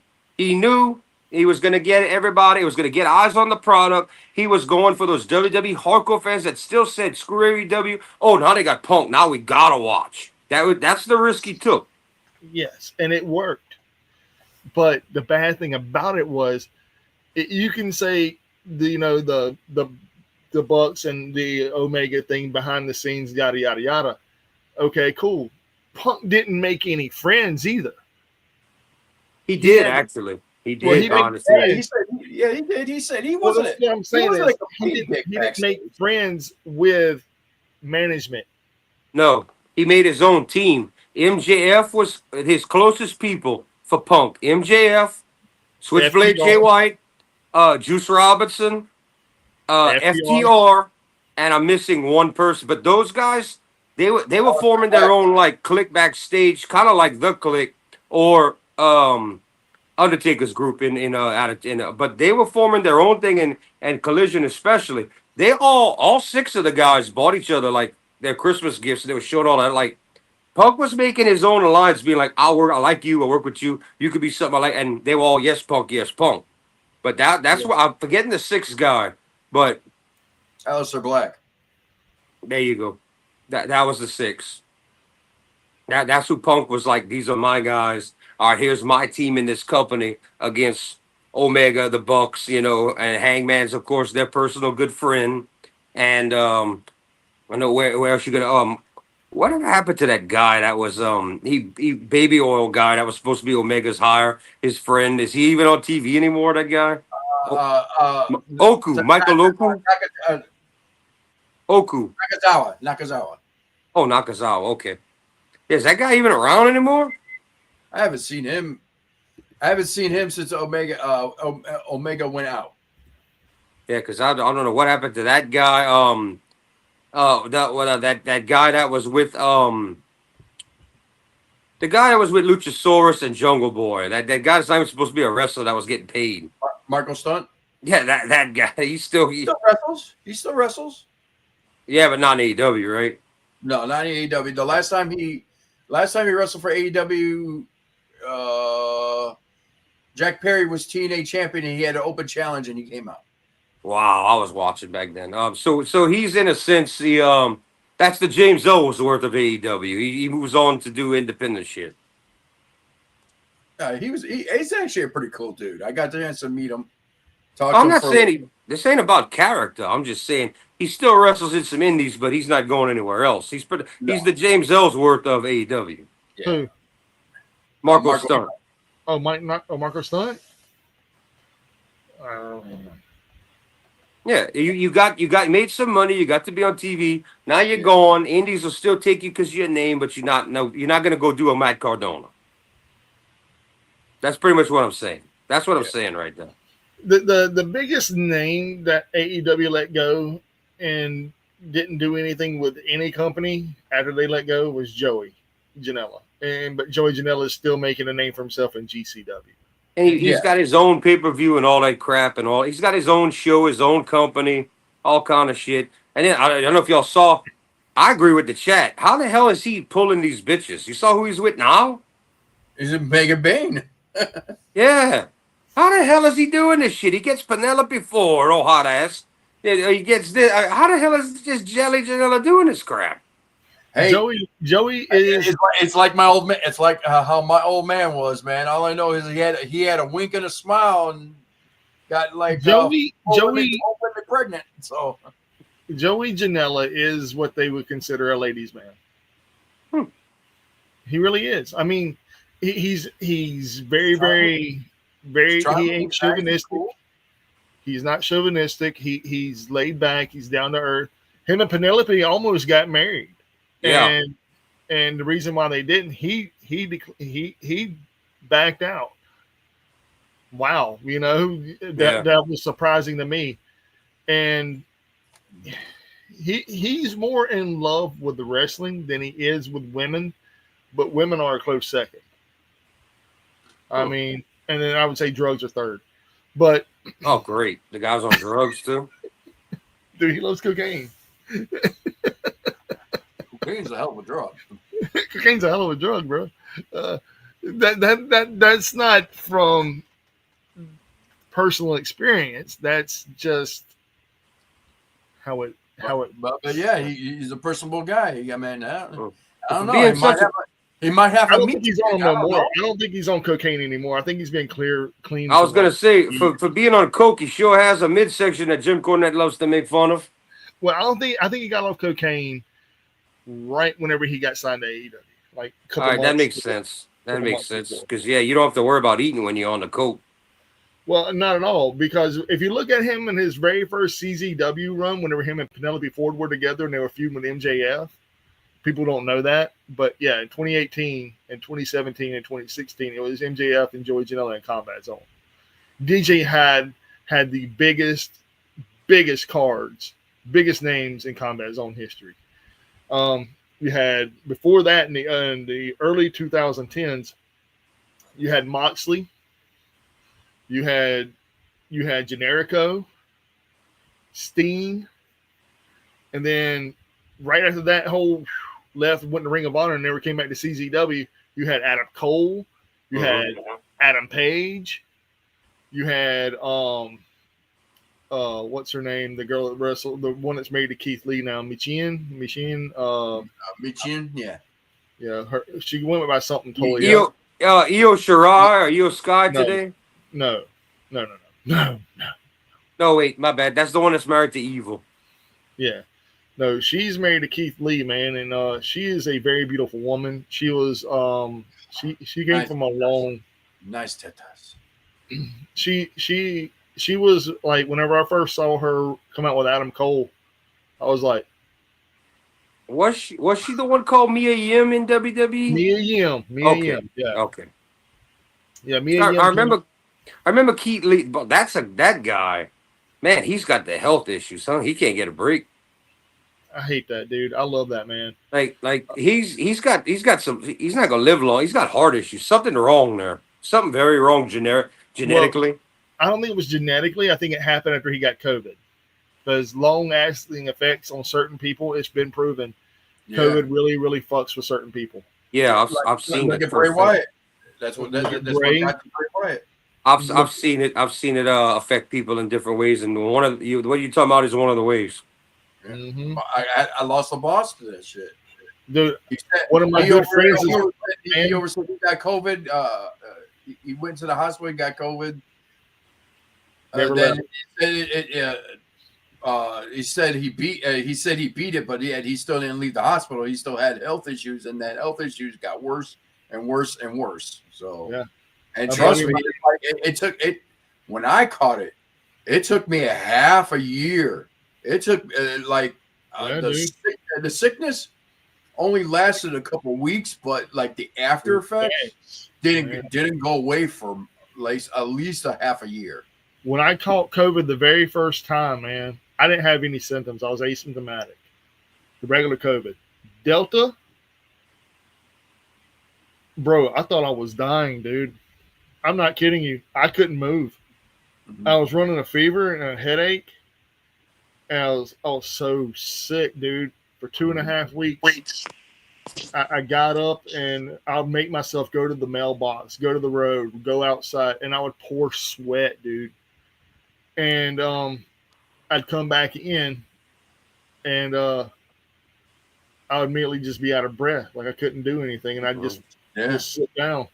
And then when I went back to work, because I only had like 40 hours of sick time, or they gave us 80 hours, but this is the second time, but the first time I showed symptoms. I went back to work and they're like, "You're not picking up the par." I was like, "Motherfucker, I just came back from COVID." And dude, for like the whole 7-8 months, dude, I was a different person, man. I was irritable. I was lackluster. I was fatigued. Dude, I was still strong as shit, but dude, like doing like long 2.5-3 hour PMs, dude, it would take me a little bit longer. And they're like, "You got to pick up your time." And I'm like, COVID? Like Exhibit A, I remember it's like that was one of the things is like even they gave us 2 weeks off, and it was like when that 2 weeks is up, I had to go back to work, no matter what, dude. No matter what, and it's like I'm not recovered. I'm like I'm still feeling the after effects, and the fatigue didn't go away for months. Breathing effects, like I couldn't breathe right. And it was until months later I finally, it's like I was having inhalers. I went through 3 inhalers in 1 month, and finally I went to the doctors. I had to get a shot. Then finally the last of whatever COVID I had is like knocked out of my system.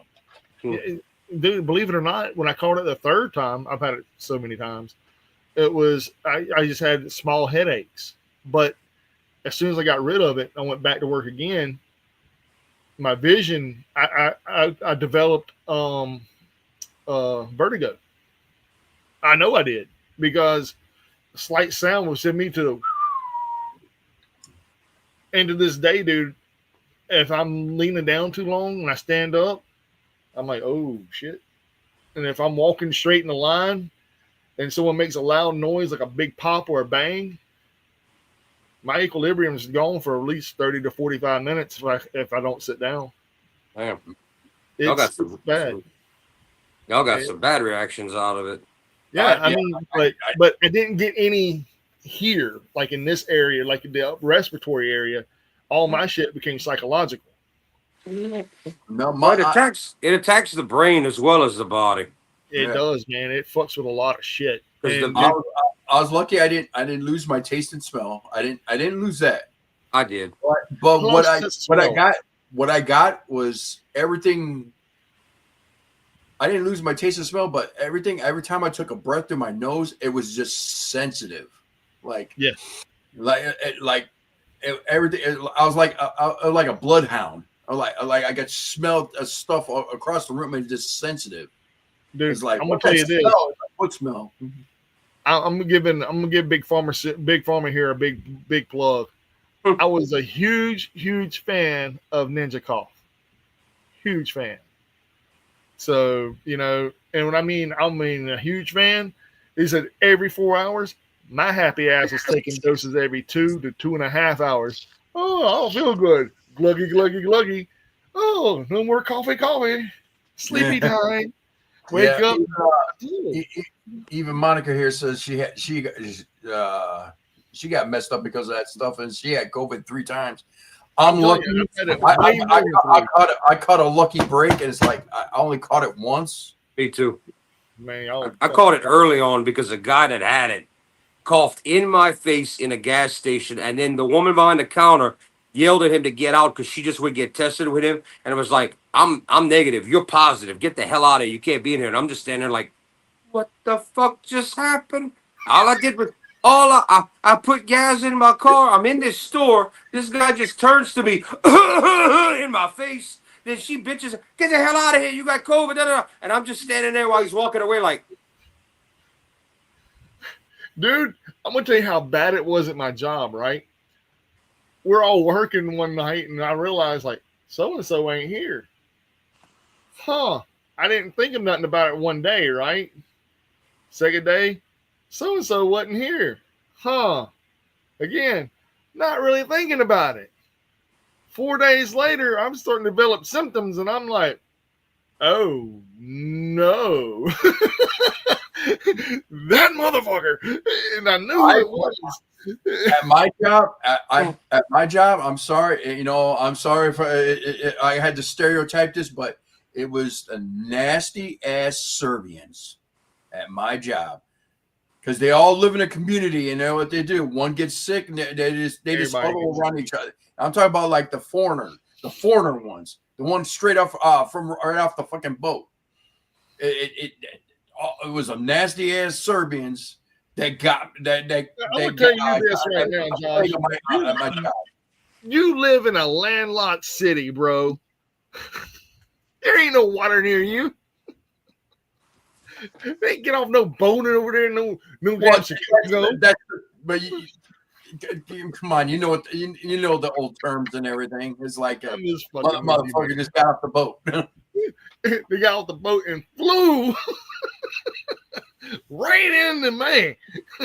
but yeah, it was that community right there that got that put the plague at my job right there. And mine was then another one.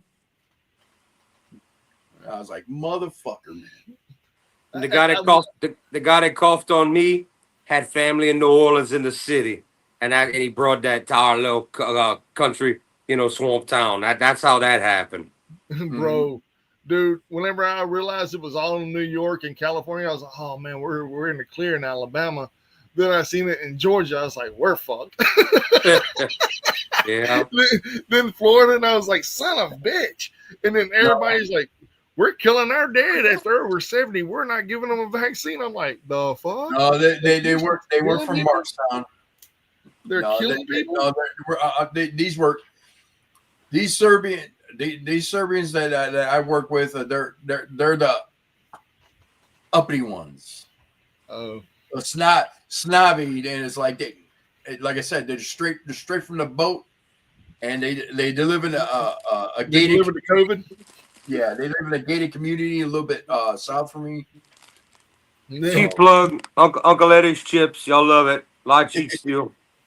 Light cheese still. Yeah, but no, seriously though, man. Whenever I called it the third, let's see, I've had it 1, 2, 3, 6 times at least I know of that I can actually say legitimately I had COVID. And I might have gotten it another time. I know I've been sick since. Well, you have the sixth sense. You see dead people? Hey, somebody's standing behind me. Hey, there goes guy.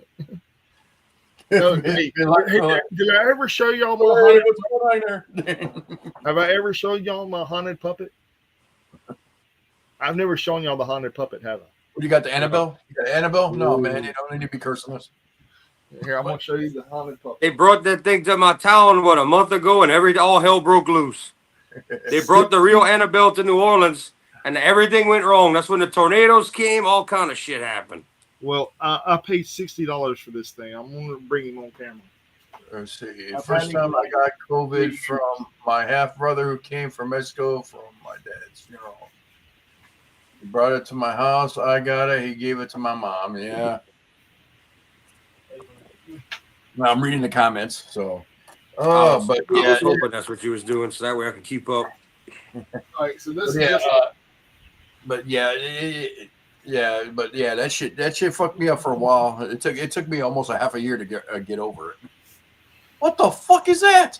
he's a creepy doll, man. Purchased him on eBay. The backstory with this guy. I know you said you're an Irish fan, but Jesus Christ. All right, so that's one of the reasons I bought him. He's haunted. He is a legit marionette puppet, as you can see. He's got. Don't look at me like that, dude. I'm trying to play here, dude. I'm trying to move your arms. All right, so he has an arm here. Come here, buddy. I'm not trying to dismember you or dismantle you or anything. And this arm here don't move. But the story behind him was, I'm not going. Okay, that was weird. He was a drug user and a drug addict. Don't shake your head. Yes, I'm not moving. My other hand is under here, not near his head. So if he moves around, it's on him, not me. So he was a drug addict and a drug user, and before he died, he poured himself into this thing. And literally, he hasn't stolen any of my marijuana. He hasn't stolen any of my medications or anything that I take, but he has been taking like different things like keys and things and hiding them. Oh yeah. Like I found my keys, like I lived in my actual like shorts, and I found them over there on the television. Like, why would I put my keys on the television? So yeah. And a couple things like that. But yeah, I paid $60 for him in 2021, I think, 2021. There was another one I had that had such bad juju. I only paid $10 for it. This room right here, whenever I brought it into the room, it dimmed my lights, and I got rid of it. This one right here, he's been good to me so far. He's supposedly haunted and everything, but He's just letting you know that, hey, bro, I'm moving your keys. I can do shit if I want. So better hook me up. Fuck with me. Yeah, don't fuck with me. Yeah, So he sits in the corner. He's chilling. He's like, I don't need the drugs no more. I'm a stuffed puppet. He ain't got nothing in him, dude. I can make my hand go up his butthole, but I don't. I choose not to. I don't want to violate him. So yeah, but no, seriously. I know this ain't wrestling related, but yeah, that's my buddy. All right, take him off camera. It's creepy, isn't it? Yeah, he's very creepy. Sit up, buddy. All right. Well, any other wrestling news before we call it a night? Or did we talk about everything and a puppet? We haven't picked. Well, we don't have Phil, but we haven't picked. I think we should all pick one guy we think is going to win the G1 out of the list of 20. Is Yo in it? Yo shouldn't be in it because he's a junior. I know. All right. What's the list? I'm going with Tanahashi. This is Tanahashi's final. I can't believe he's even doing it. It's his final G1 for his retirement at Wrestle Kingdom. I don't know how he's going to be able to do all these. He's got to fight a minimum of 10 matches. I'm going with Tanahashi. That's going to be brutal. Yep. But you know Tanahashi can't win. Yep. Going with Tanahashi. I'm going right No chance. No chance. No chance. I would have to pull up the list of 20 people in it because there's A block and B block. Everybody in A block has to face everybody. Everybody in B block has to face everybody. Then your two winners go at it, and that's it. The winner goes to Wrestle Kingdom to fight the champ, which now all of a sudden is Zack Sabre Jr., two-time world heavyweight champ. Goto is in the tournament, but not the champ. So you've got veterans in there. You have Japanese. You have non-Japanese. You have new guys. You have all kind of people. You've got Bullet Club War Dog members in there. You've got House of Torture members in there. You have. Do you really even call it Bullet Club anymore, man? Really, there's no one left. There's absolutely no one. Well, it's the Bullet Club War Dogs. It's a new era. Like everybody in there is. That's why House of Torture was put out. This is Bullet Club War Dogs. This is not the elite. This is not Generation 1 to 4. This is Generation 5. This is the modern day War Dogs Bullet Club. So it's the 5th generation. Yeah, there's no one left. Fale's gone now. So for the first time, all 4 founding fathers are out. But this is Bullet Club War Dogs led by Finlay. It's its own thing, and they are the most vicious. If you go watch that 5-on-5 cage match they had, they're easily the most vicious Bullet Club ever. That was pretty bloody and brutal.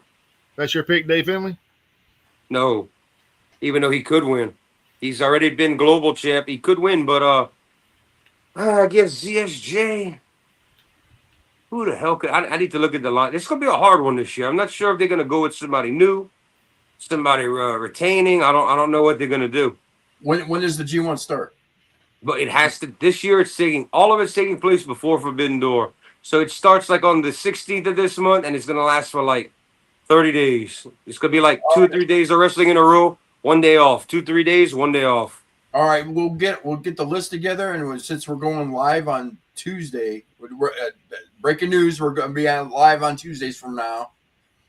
So we'll get that, and then we'll do our predictions for that, so we can have the full list. Yeah, everybody should pick one, at least one man. You know, I mean, it's not really winning anything. It's just who the hell's going to make it through? Who's going to main event Wrestle Kingdom against the champ, who is currently ZSJ? I got a new coin, so. I'm not using Canadian. Fuck Canadians. Maybe I'm gonna use Mexican. I'd have to pull. I do not have the list of 20 entrants, but yeah, all 10 men in A block have to face each other. That's 10 matches, and then you've got another 10 in B block. They all have to face each other. So you're looking at a total of 21 matches, counting the final 2 winners. So that's going to take place, over how many days or whatever it's going to be. Yeah. So, but yeah, we got pretty much a stacked weekend of wrestling. But we got to do one. We got to do one predictions for All In. We're gonna do all in. All right. Y'all want to do Evolution too? Y'all want to do Evolution as well? Nah. I wouldn't worry about it. Be all predictable. Well, if that's this weekend, don't we have to do this now? Yeah. And we'll get Phil's predictions through the interwebs through chat. Well, I know Josh ain't gonna like it because it's getting late, but y'all want to go ahead and knock that out now? Just do the AEW show and say fuck it. I'm cool with that. Yeah. Let's go for it, bro. Tell us what's on the card. All right, let's get it. Updated match for the card of Texas right now. We have a Casino Gauntlet match. We'll start with that. I don't know who's in it. Well, it's kind of like a battle royal, so it's whoever comes out for that. The only two that's starting it is MJF and Mark Briscoe. Okay, so what's the prize for this again? Title shot. World title? Yeah. Oh. Man, y'all could go ahead and think about it while I do. All right, Men's Casino Battle Royal. And I'm going to go with me first. Because I haven't got to pick first ever. I'm going with someone off the wall because I think someone's going to show up. And they're going to be a big player in this match. And they're going to win. And would y'all like to know who I'm thinking of? Yeah. Go for it. To the moon, baby. Who's that? Dude that was in NXT, Grimes. He had the $1 million belt. Oh, okay. I know who you're talking about. Yeah. Damn, I haven't thought about him in a while. Hey, I'm speculating. Did they mention what event this defense is supposed to take place at? I think it's a title shot whenever they want it, if I'm not Okay. correct. All right, so good Sort of, chance. like their Money in the Bank. Okay. So this is either before or after Forbidden Door. We don't even know if Osprey will be the champ. Or wait, who is AEW champ right now? Osprey, isn't it? Nope. No, Moxley. Oh, he's still hiding the belt. Yeah. Oh my god.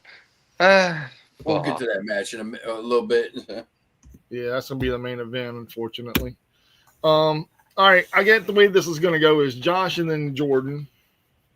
All right. And I just got to throw out MJF. I got a feeling just MJF. Screw it. Okay. Has Mox fought Joe yet? Yeah. That's who he beat for the title. No, he beat Brian Danielson for the title. All right, I was gonna say Joe could take that loss, and it could win this and take the loss, but against Mox, that'd be wild if they put somebody that would actually beat him. Actually, I don't think Joe has fought Mox this title run. No. Have they fought in the last year? No. I'm gonna go with Joe because I think Joe could take the loss against Mox. I'm gonna go with Joe. Okay. He's legit. People would cheer him, but Mox could still beat him and hold on to the belt until he's supposed to drop it whenever. It probably won't happen, but I'm just gonna go with Joe.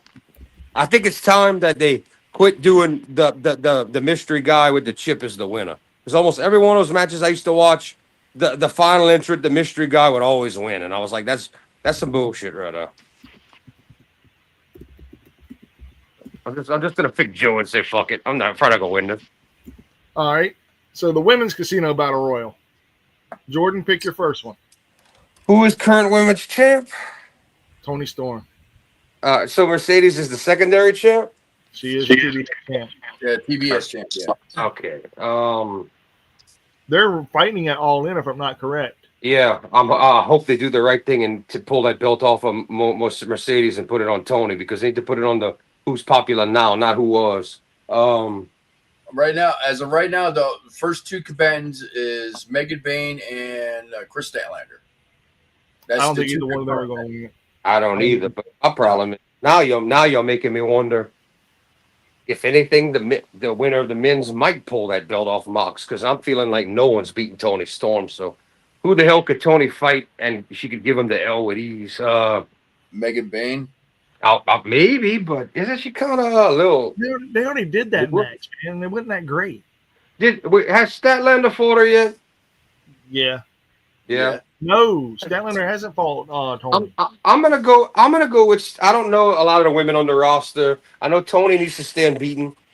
I wouldn't waste Statlander like that because I think one day she could be the champ. But I'm just gonna go with Statlander. I'm going with someone else. I think she'll be back, and then she's gonna be in healthy. And I'm going with Camille. Oh wait a minute! I'm changing my pick, and I'm not going with Camille. I'm not going with Camille. I want to put me with Athena. Ooh, that's a good one. Yeah, put me with Athena because she's good. She's tight. Yeah, you know she needs some publicity. She shouldn't even be on RH. Go with Athena for me. I got you, Josh. That'd be a good match with Toni. I'm gonna go with Ty Mello. The returning Ty Mello. He might have it. Yeah, he might be right. Because I don't think they're gonna do anything with Tekla yet. Yeah. Tekla, no. It's too soon, too early. Yeah, she will be one day, but yeah, Tay Mello, she could take that. She would look good and take that L. But Josh might have it. This one. What about this one too? Though Sky Blue could come back. Her too. Sky Blue did come back already. Oh yeah, she did, didn't she? And another one with Jamie Hayter. I think if you put Jamie Hayter in a situation like that, she's got to win. I wouldn't bring her back to give her an L. Nyla Rose. That's funny. All right. What's the next match? Oh, did you pick? Or did you pick your? Did you pick your person? Yeah, I picked Camille. Okay. See, here, I'll bring it up. I'll bring it up on the thing here. Da-da-da-da. But yeah, seriously, a Tony Storm Athena match would be a killer match. That would be good in ring shit. I hope she. Well, we'll get to the Mercedes and Tony Storm in a minute. I think we all know who we're picking in that. Oh yeah, I hope so. Anyway. Yeah, I mean, she go with who's hot and the newest star, not the aging. Don't put the belt on Goldberg. You notice I got Phil like under that, right? Like I got him just under that all the way. You know. Yeah, he can text you his picks after you give them to him. Yeah. All right, so here we go, dude. This card is like insanely huge. Well, let's get to it then. All right, let's start with the bottom, and then we'll go our way up. The Hurt Syndicate versus Jet Speed versus the Patriarchy I For don't even know tag- who to for the Tag Team AEW Championship. Current champ or the Hurt Business? Yeah, the Hurt Syndicate. Yeah. Okay. I'm gonna say the Hurt.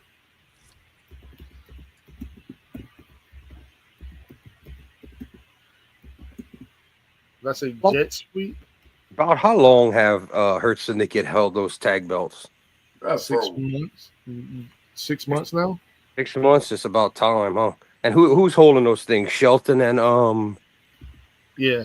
Yeah. Cedric? Lashley, Cedric, and Shelton and Lashley. Yeah. Oh, Lashley's actually a tag champ right now. Yeah. Oh, damn. Yeah, I think it's about time to pull that off of Lashley. Hold on, Jordan. You don't go first. You don't go first. Okay, I'm not going first. I'm just debating with myself. All right, Josh, who you got? I'm gonna go with your father. Our Father, who art thou in wrestling. Hallowed be his name, bro. I'm gonna go with the patriarchy father. 'Cause I got a feeling so. Yeah. Daddy and son. Daddy and son. I hear you. All right, who you got, Jordan? Who? Okay, obviously Christian is in this patriarchy. Who else? Nick Wayne. All right, and what's the other? This Jet Team. Who's that? Speedball, Mike Bailey, and that other kid. Fuck. I think I. Kevin Knight. Kevin Knight. That's who else. I'd love to see them win it because that'd be exciting. But you kind of got me with the Christian, the daddy son thing. And Christian's an ex-tag pro. I mean, how much more are you going to give to Christian till it's time for him to turn before him and Nick Wayne go at it? I'm going to say this, though, man, and this is the God's honest truth. Christian has reinvented himself over the years so many times, just like Jericho has, to remain relevant in the world of professional wrestling. Yeah. Hands down, one of the greatest tag team wrestlers of all time. Yeah. Hands down, one of the most creative geniuses and the mastermind of everything. The 5-second pose. Does everybody remember the 5-second pose? How could you not? I would love to see Speedball and them winning because that'd be so exciting, but they got time and they're still young. I think Christian's put his main goal now is to make Nick Wayne. I think put the belts on them until they feud and he puts over Nick Wayne. Give him the tag belts. I'm going with Daddy and Son too, because our Father who art thou in professional wrestling, hallowed be his name. All Christian has done is give us gold, and by God, he is our dad. Yeah, Okay. I love that man. That man is a phenomenal athlete. He is hands down one of the best workers that worked everyone for many of years. And he is the ultimate temper tantrum thrower ever. I mean, dude, whenever he lost the matches before he became one of the greatest. What happened? We lost Jordan. Oh, there We lost you, Jordan. There you are. I hit the wrong button. That's what she said. I hit the done button and I was looking in the chat. You were done, huh? You were done? At least it ain't Cal done. All right, moving on. Ooh. Wow. All right. So here's the next one. We have Adam Cole versus Kyle Fletcher. Mm. You know what? Oh, Okay, well, they get it typed out. Yeah, okay. I know where I'm going. everybody's going with Fletch. You damn And I right. get to go first though. And then Josh, no. Yeah, then Josh. Then Jordan. And then Phil. Phil gets no answers. All right. So the reason why I come with this conclusion is the most evil being in professional wrestling, known as Don Callis. He has a family, and I do believe that his family will prevail on the night for the TNT title. Oh, I forgot to put that up there. Oh yeah, I forgot to put this one up here too.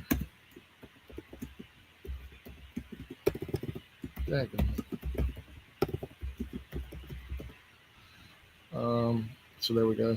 And I'm going with Fletch lives. Josh, who you got? You know what? I'm gonna be right with it with you on that too. Yeah, Kyle Fletcher. Fletch lives. Just because it's like, Adam Cole is not what he used to be. He's not what he used to be. He's not black and gold Adam Cole no more, man. Yeah, he lost his momentum. Yep. Who you got there, Jordan? I have to go with my New Japan cohort. The next Will Ospreay. I could care less about Don Callis' family. What you call is yesterday's news, and like Josh said, he is not the same man. His heart's not in it. His body's not in it. He's aging. It's push Kyle Fletcher and build him up, because one day that's gonna be your next Will Ospreay. Yep. Fletch lives, man. Fletch lives. I love that. I think that should be his next thing he should say. All right, now this is a tag team grudge match, and if the Young Bucks lose, they lose their EVPs. Ha! EVP title on the line. Young/old Bucks. It's gonna be funny when they're old. They go, the Young Bucks, kids here. I'm on my walker. Versus Ospreay and Swerve. Holy shit, that's a team. That potential match stealer of the night right there. Will Swerve. There you go. There we go. Young/old Bucks versus Will Swerve. I like that. I think I like that a lot. I really do. I really think that's cool. All right. Unless somebody else can come with a better name. All right. Quit burying Horowitz yourself. So. Hey.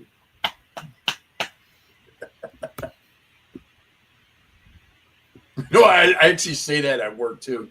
It's like, oh, good job, Barry Horowitz yourself. There, everybody looks at me like, what? Who? I was like, who was that? Another term I use at work is like, and when I run a machine, and what I'm supposed to do is I'm supposed to get the bars straight. And it was my boss comes and says, "You getting them bars straight? I'm getting it straighter than Peter North." Wow.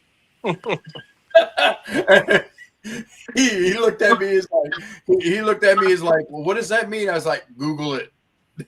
At least you didn't say I got it straight and narrow like Tommy Two Dicks. That's a legit dude, by the way. This tonight's program is brought to you by my metal drinking cups. Old school. They keep everything very cold. Jordan, you up first, man. You got the young/old Bucks versus Will Smith. This one's rough because the Bucks are putting up their EVP status, kayfabe either way, but to announce that and then the Bucks haven't looked. The Bucks are in real life they are kind of vain. A win against in a 5-star match against Ospreay and Swerve, which neither one of them could do singles. They've got me tempted that they wouldn't lose this, but I mean, either way, it's gonna be a great match. Logic would say Ospreay and Swerve, but in the same breath, you know what? A little team, a little. Hey, bro, what you doing hitting me, bro? Hey, well, fuck you, bro. A little dissension there between Ospreay and Swerve could build some more story there. I'm gonna go with Ospreay. Swerve did beat Ospreay. You see, I'm thinking that could be done again, and you could have that go the other way and then do a rubber match. Swerve and Ospreay are both world championship material. I'm gonna go with the Bucks here. I think Swerve and Ospreay are gonna have some miscommunication. Okay, young old Bucks it is. I like the other team. That sounds like a dream team, but I think it's too good to be true.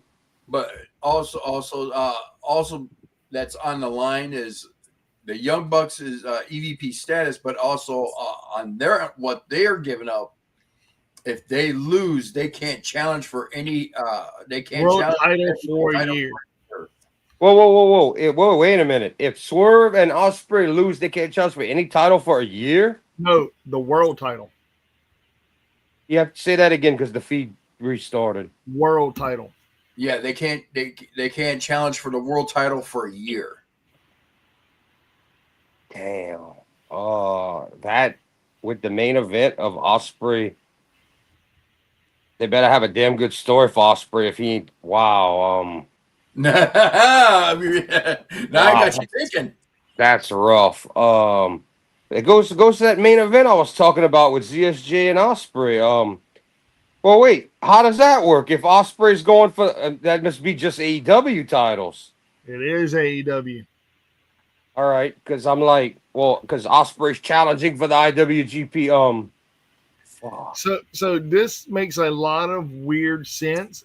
But what if he loses this and can't challenge for that title, but he holds the damn IWGP heavyweight? That's what I'm worried about, and that would make it lose off of our TV. But we would still have Ospreay as champ. Fuck. This is damn. And then showing up on Dynamite with that title and rubbing it in the dude. Man, I'm still debating about. You know what? I'm not picking yet. Go to Josh. You can't, man. You can't. You're the first pick. Fuck. All right. Your name there is a young old Bucks. You can't take that away now. All right. I'm switching. Give the win to Swerve and Ospreay. Ooh, okay. Will Swerve it is. A year without titles at all. AEW to think Tony Khan to be able to plan that far ahead. I don't put that on. I don't give him that credit. You good enough to have a solid main event without Swerve and Ospreay for a year with no world title? I don't give Tony Khan that kind of credit at all. Give Swerve and Ospreay the win. Fuck that. If this was New Japan where they booked 2 years in advance, yeah, not Tony Khan. I'm going with the young old Bucks, and I'll tell you why. It makes logical sense for the young Bucks to keep their EVP status, and it makes logical sense for Will Ospreay to win the IWGP Heavyweight title at Forbidden Door. And I will say that again, him coming back to AEW Dynamite on Wednesday nights, grabbing the microphone and going, "Hey, bruv, you said I can't challenge for your titles. Well, this title means more to me than anything AEW's ever had." Not only is it putting him as a heel on the fan base for AEW, but it's making the EVPs look like faces. So yeah, my one problem, my one logical, Will Ospreay not being on AEW TV, having to be on New Japan TV for, let's say, August to December. I mean, he can't just take that world title and go away for all that time and not show up. No, he's gonna show up on. He's gonna show up at the G1. He won't be in the G1. No, he no, won't not be. G1, not G1, but he'll be up there after the Forbidden Door. He'll be all the way to I don't see Tony Khan losing it, letting his favorite toy get borrowed. I just don't. shit, dude. He let Mox do it whenever he was champ. He That let Mox had an agreement. Mox was already a part of them first. They had an agreement because he knew he didn't want to piss off. Mox is like, I'll go where I want to go. And Mox has always professed that his favorite company is New Japan because they don't tell him shit. and his second favorite company at the time was Combat Zone, but Combat Zone and him and DJ Hatton had a butt of heads, and then GCW was like, "Hey, doors open whenever you want to wrestle here."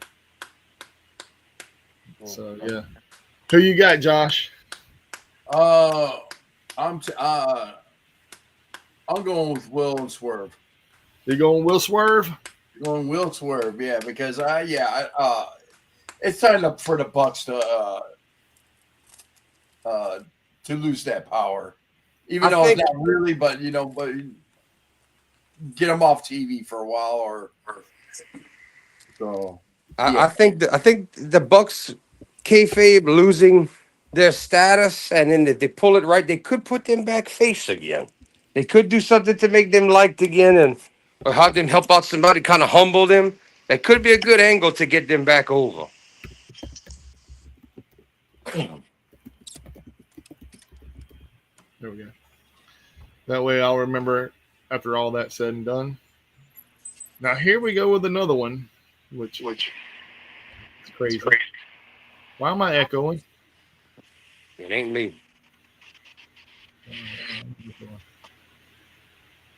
Okay. Anyway, Omega versus Okada.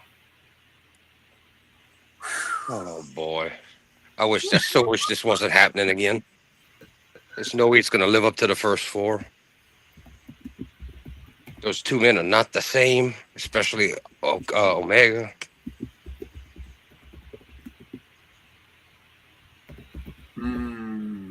And the first person to pick is Josh, then Jordan, then me. All right. Then Phil.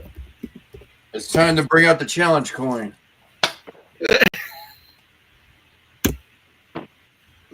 Because honestly, this is one of the matches that could go either way.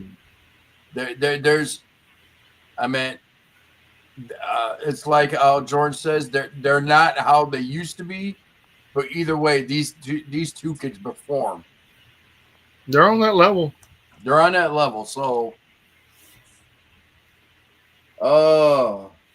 heads Omega, tails. You really gonna do the coin, bro, for this? Yes, I am.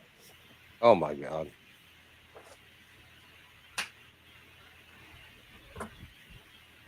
Omega. Omega it is, man. Omega. I'm going Omega. Omega. Omega Red.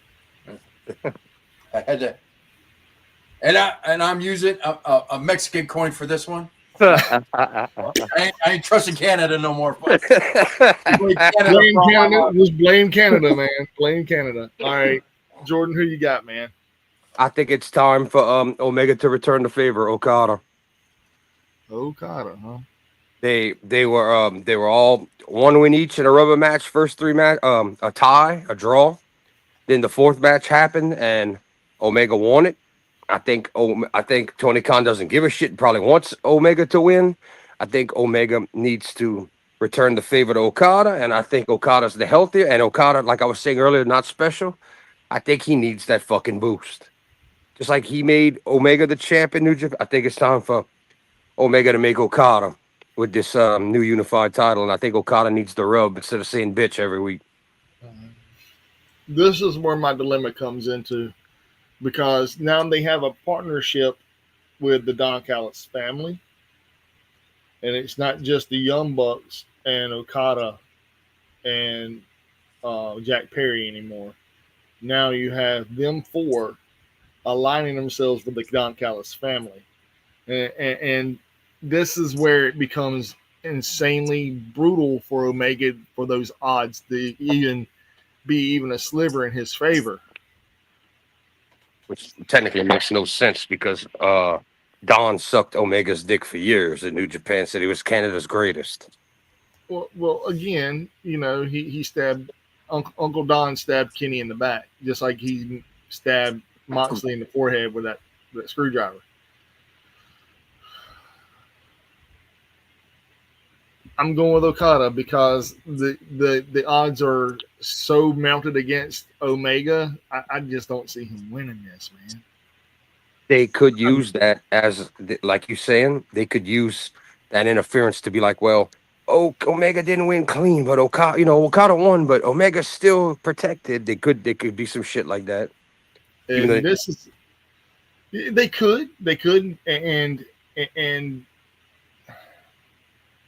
and then they can meet each other in the finals for the Continental Championship, Continental Classic. That's the other thing I'm thinking of. They, like I said, it's time for Omega to return the favor. This is going to put them back even again. So there's still one more match at least one more match, a sixth match that could happen between those two in the future. So that's another reason why I say Okada. Mm-hmm. It's going to put them back. It's going to put them back 2 wins and a draw each. They'll be back to a rubber match. This right here has me. This next match has me. What the fuck? It should be title versus title, and it's not. And it's Toni Storm versus Mercedes Moné. Oh, wait a minute. It's not winner take all? Nope. It's singles match for the AE Women's Championship only. That sucks ass. That sucks hard ass. Mm-hmm. That's really garbage. I thought it was winner take all. That's bullshit. So Mercedes can be protected even if she loses and still run around with her belt. Mm-hmm. And they risk dethroning Tony or making Tony chase her, which I don't think that's worth it. No. I mean, they might think so because they think Mercedes is money and she wants all the shit. But, well, who's first? Me. I'm going with, and I think it's for her time to lose. I'm going with Tony, man. I'm sorry. I got to go with the timeless one. Josh, who you got?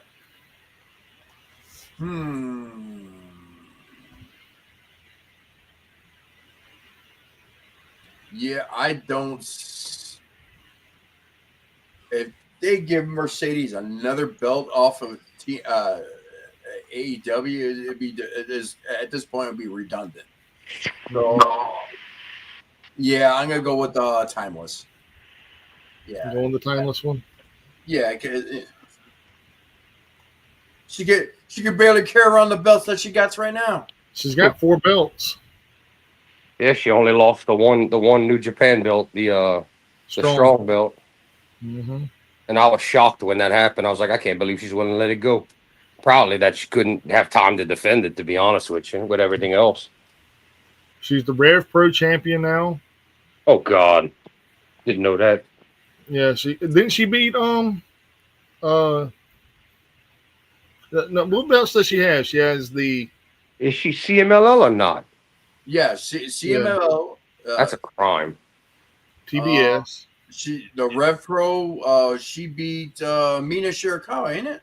Yeah, she beat Mina. And she's AEW's TBS champion. So that's 3 belts. And she owns. She won that one from Austria or some shit like that. Yeah. I'm gonna wait till it's my turn. It is your turn. Oh.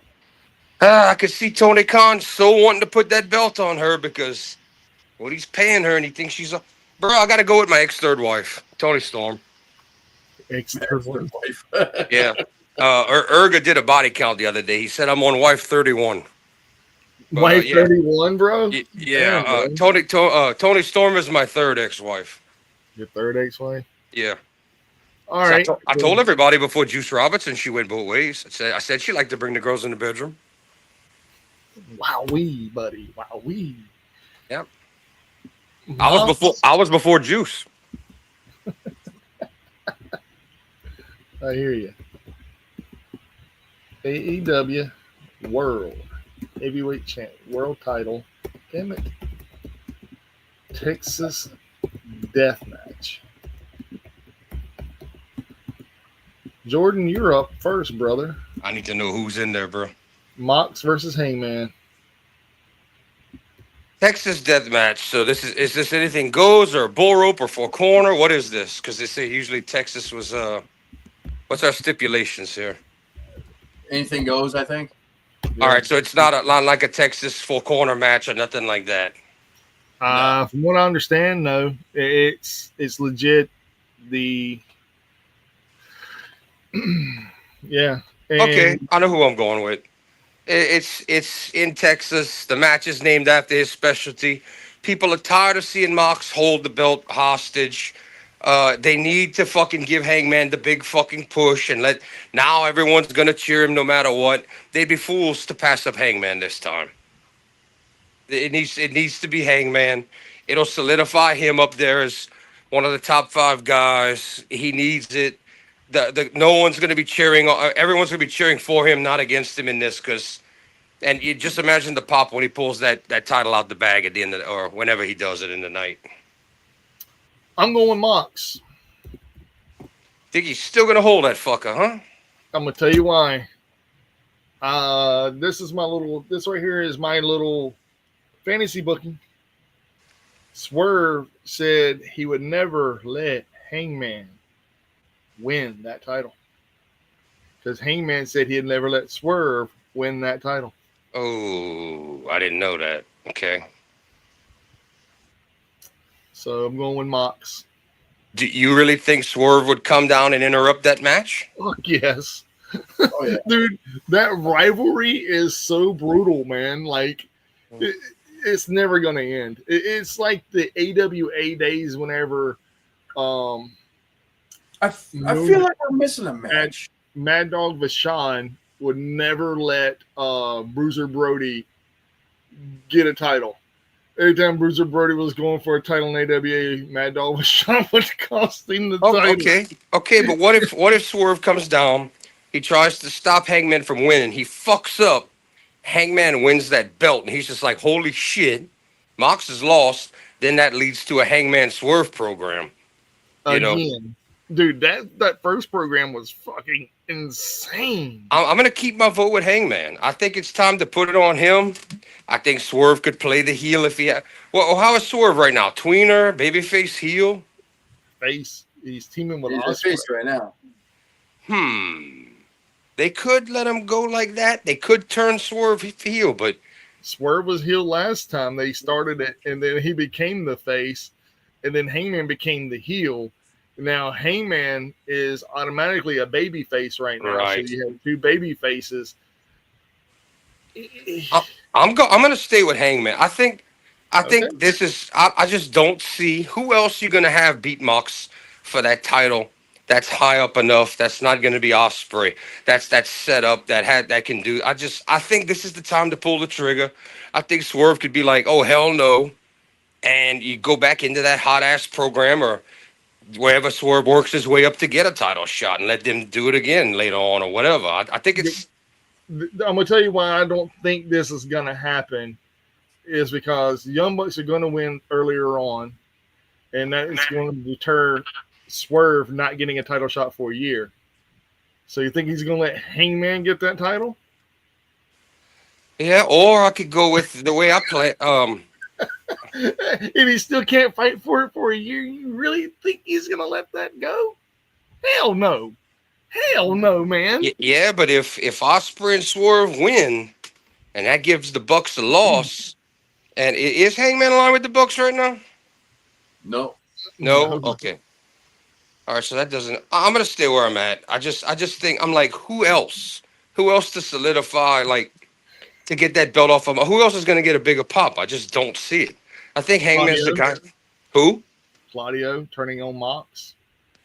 I don't know if Claudio. I mean, I rather real in-ring action than bullshit talk, and the soap opera. But I don't think Claudio can I mean, it's an entertainment company like WWE. They're not New Japan. I don't think Claudio can keep up with the talk unless they just brawl and brawl and brawl. I mean, I wouldn't mind. I would love to see that match. I like Claudio as a wrestler. I like him a lot. I just don't think he's, for the entertainment value, can get on that mic. I just don't. Does Brian Danielson have a match at this card? No. These are all it, dude. There ain't many match. Well, I mean, you got two. There's got. I said that's what I was thinking. Is like there's got to be one more. I felt like ain't Samoa Joe and them wrestling? maybe pre-show, huh? I'm guessing maybe. They might have the 4 pre-show match bullshit. If there's only 8 matches on the card, they might be going with a longer pre-show. And then it's like, damn, I knew we got another Mexican wrestlers wrestling. I just thought about that. They might be all showing up in the Casino Battle Royal. Yeah. Maybe that, or now that both big companies have Mexican ties, they're going to be like, we'll save our Mexican stars for Mexico and try to run that more regular. So who you got, Josh? I'm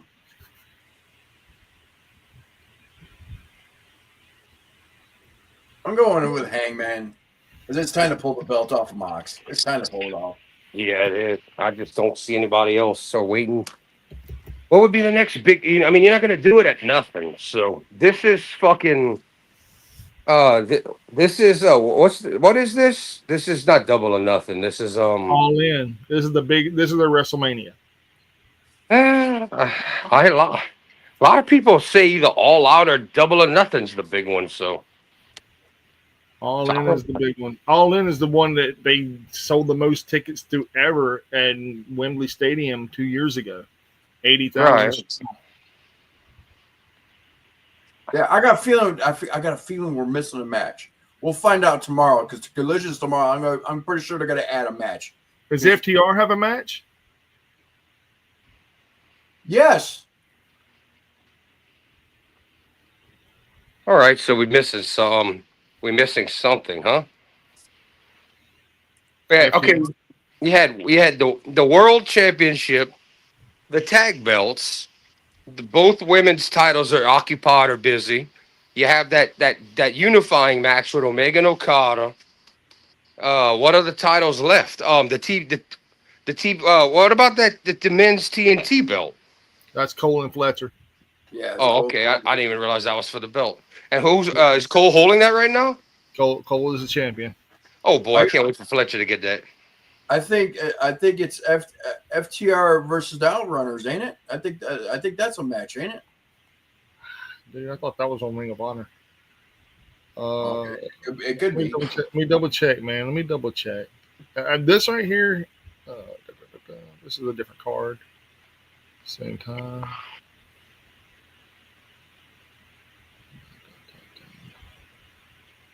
Because on Ring of Honor, it's Dustin and Sammy Guevara, the champions.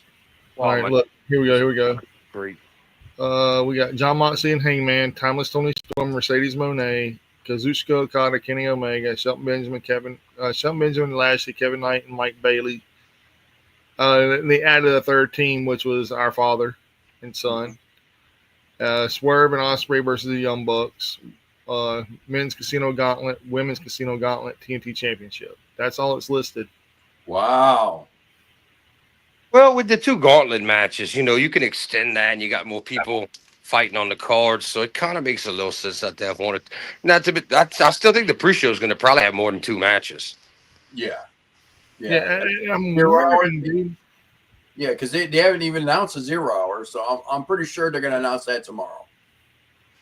Yeah, I think we're done now. Hold on. No. Hold on. I'm going to find out pre-show matches. Damn it. This Oh boy, let's get ready for the librarian. Is he even still employed? No. Peter Avalon. I was like, boy, this is the bottom of the barrel when I saw that guy. Peter fucking Avalon. Then they had that woman arguing over who's the librarian. I was like, what kind of garbage is this? Yeah, I remember that. Pre-show is going to have. It's going to have. It don't have any matches listed for it. It's literally the 0 hour. I'm pretty sure it's gonna be like all the luchadors and all that, and they're gonna have a spot for them because it's gonna be Texas and all that. Yeah, you could do a big 5-on-5 elimination with the Mexicans if AEW even does that shit. They should. Yeah. They haven't done one in New Japan ever. I love the 5-on-5 elimination. Like pinfall, submission, over the top rope, or 20 count. And it's like the final man in there wins. Mm-hmm. So, I mean,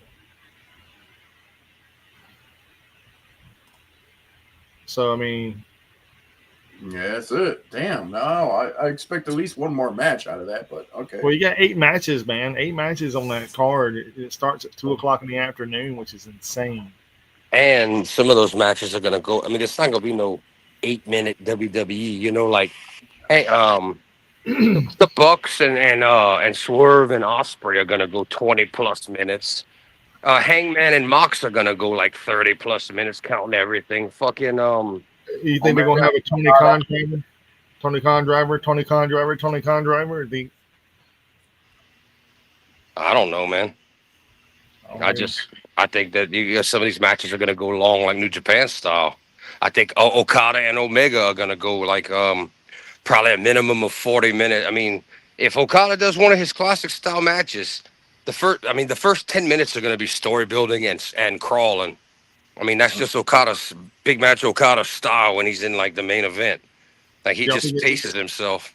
Y'all think it's gonna go to 10:00 at night? From 2 in the afternoon? I think. Well, it says starts at 2, but I think that 2 to 3. I think that's going to be the 0 hour. Well, yeah. Well, at 2 p.m. Eastern, which is 1 p.m. our time. Why so fucking early? I would say I don't know how long. Now here's the question: does that 0 hour, and when do they add more that we see on TV or not? Does that last 1 hour or 2 hours in Texas with all the luchadors and everybody running around? No, the 0 hour is literally 0 hours. It's 1 hour that's free on YouTube. So you're getting maybe 2 matches, maybe 3. I've seen them do 4 already on AEW 0 hour. So, I mean, I know we're gonna get one good match. I think we're gonna get a Ring of Honor match. I would say what, a 5 hour? Well, a minimum of 4 hours for the regular show plus 0 hour. So the show has to be a minimum of 5 hours. If they drag their ass, you could be looking at 6 hours if they want to pretend they're Mania. But I would say a 5 hour show count, 0 hour at least.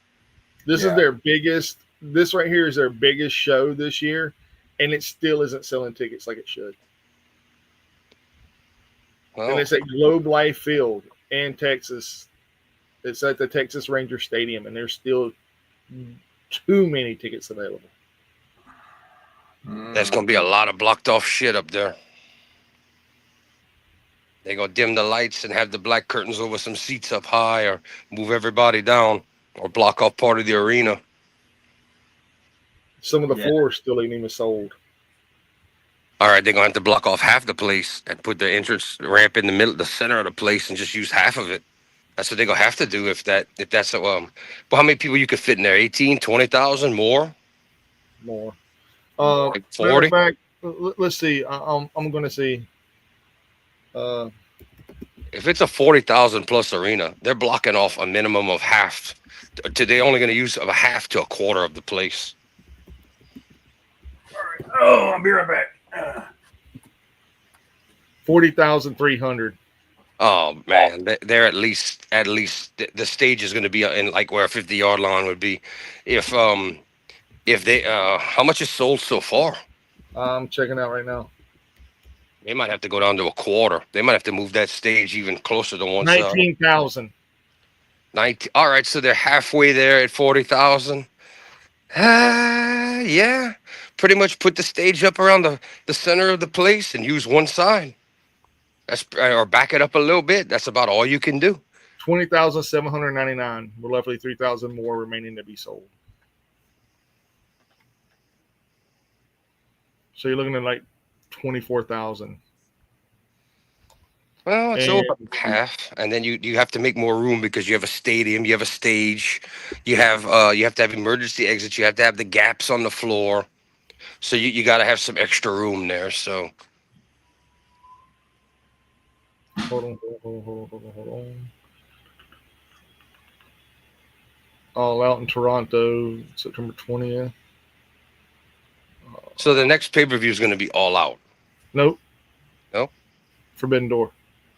I mean their own. I'm not counting Forbidden Door because they're not going to do too much major changes there.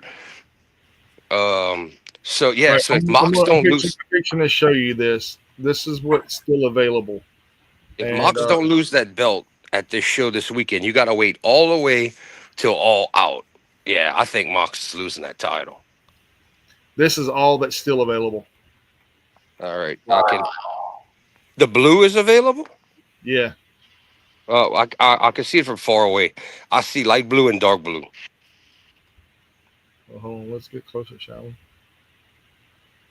Look at all that shit, man. Jesus. So all the white is what's available, or what's marked off as what's sold. Yeah. Wow, this is Sad.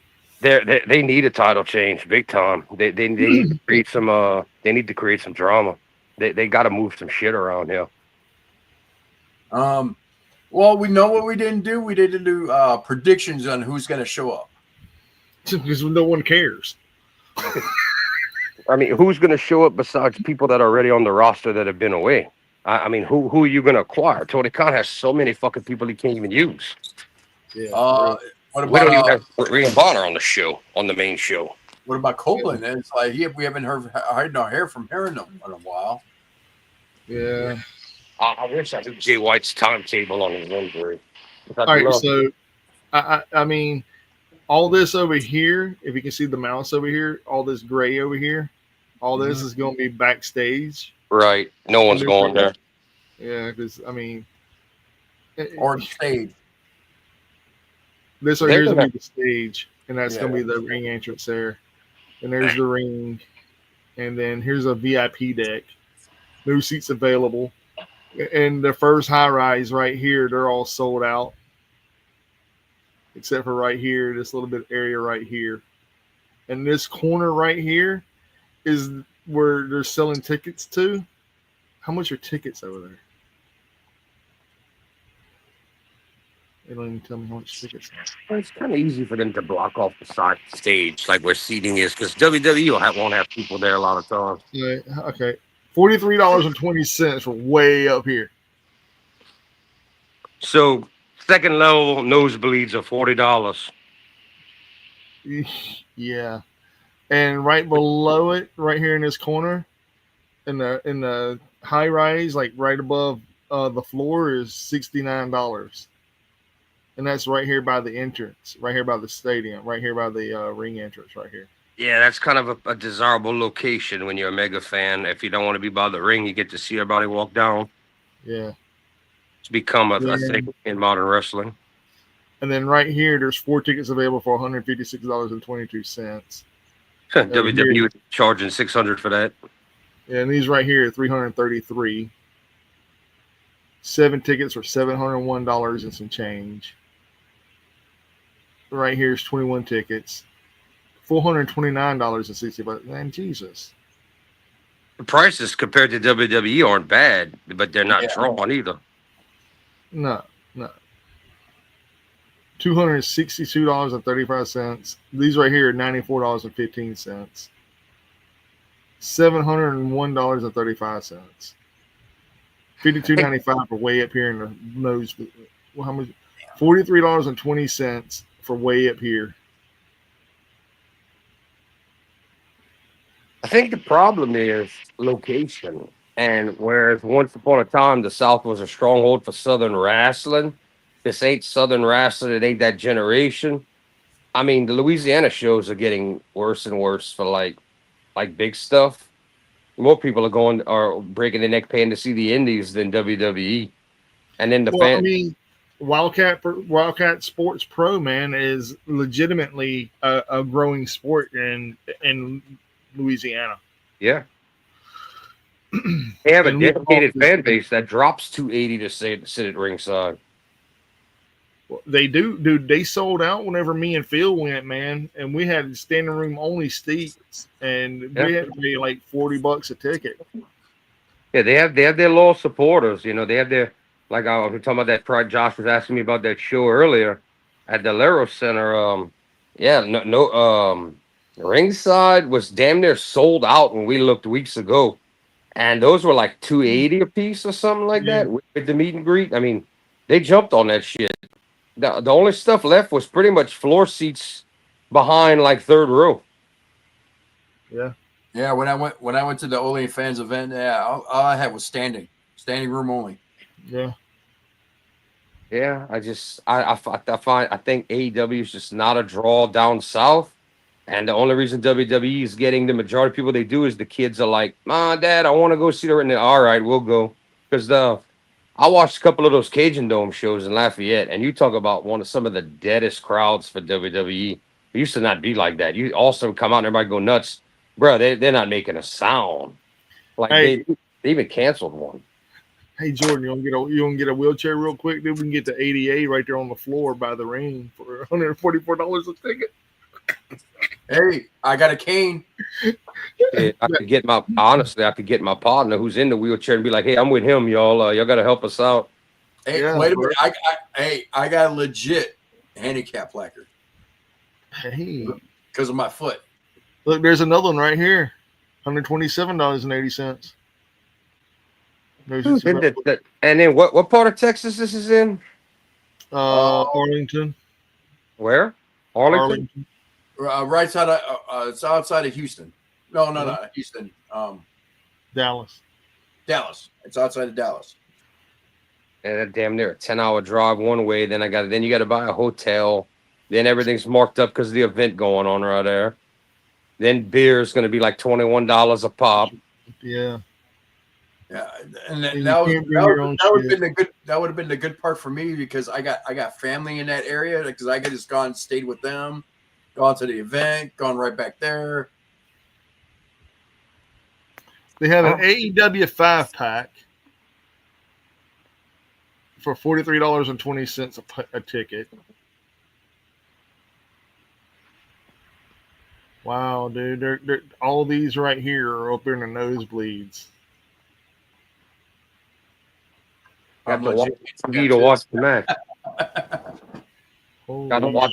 Got to watch a big screen to watch the match and just enjoy the people yelling on the side of you, or like they're $541.25 right there behind home plate. That's actually not bad. Mm-mm. Well, for how many tickets? 5. That's not bad. about 100 a pop. Yeah. You know, and it's like Jordan said. These are affordable tickets. This is an affordable big event, and nobody's buying it. That's what sucks. Yeah, you got hours of entertainment. Fucking Journey comes to the Smoothie King Center, and you're looking at $280 for a basic seat to watch 2 hours, 2.5 hours of Journey with an opening band. Like not this. I mean, my buddy, he went to WrestleMania. He bought the 2-day pass, and he paid over $700. I was going to say for a nosebleed. Close to 8 for that because people were griping saying 4 or 5 years ago they could bring the family for $400.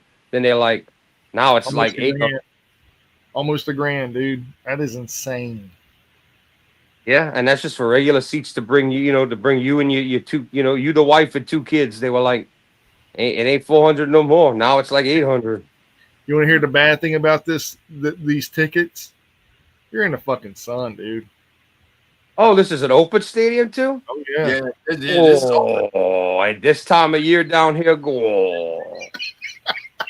People are like, do I want to die out there? Fuck no, I think, man. you know what? That's probably why it's not selling out. Yeah, that was a poor decision on Tony Khan's part. Oh my God! You're Well, going. You're coming hold to on. the. Time out. Look over at Tropicana Field at WrestleMania several years back. That was in summertime, and it What was 90-something degree. what state that was in? Florida. And that's humidity. I think worse for humidity is us. 'Cause they're like We got the worst, bro. We have the worst right now. It is 74 degrees clear with how much humidity?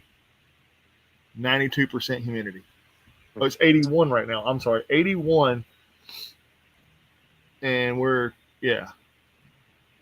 I know, like between now and next month, we're gonna be hitting 115, 125 heat indexes down Oh there. yeah, dude. Oh yeah. We got rain down here right now. We got rain expect for the 7 days.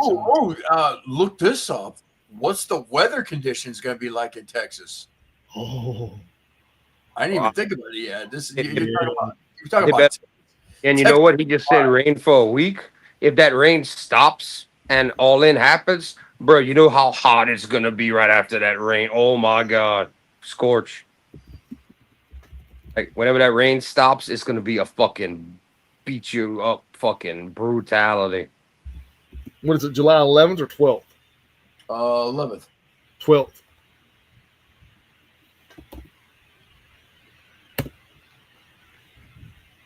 Yeah, Weather in Arlington right now. I'm gonna share this tab.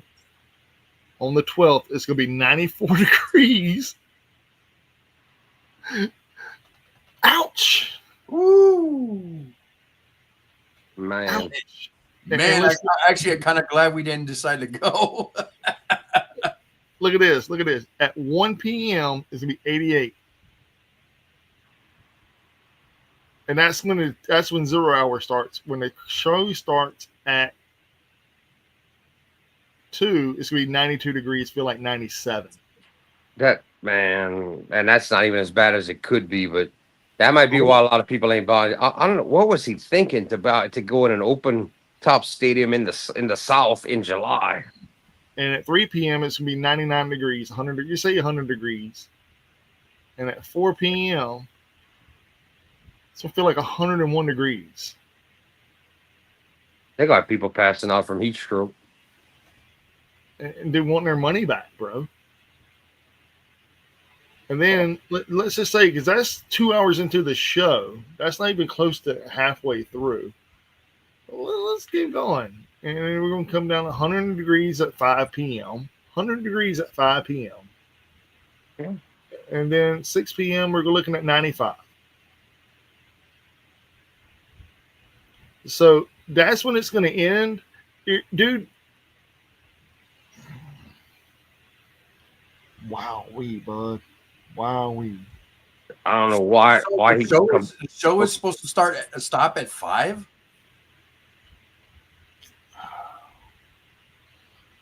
Not if it starts at 2. That's gonna be a match. I don't know why they.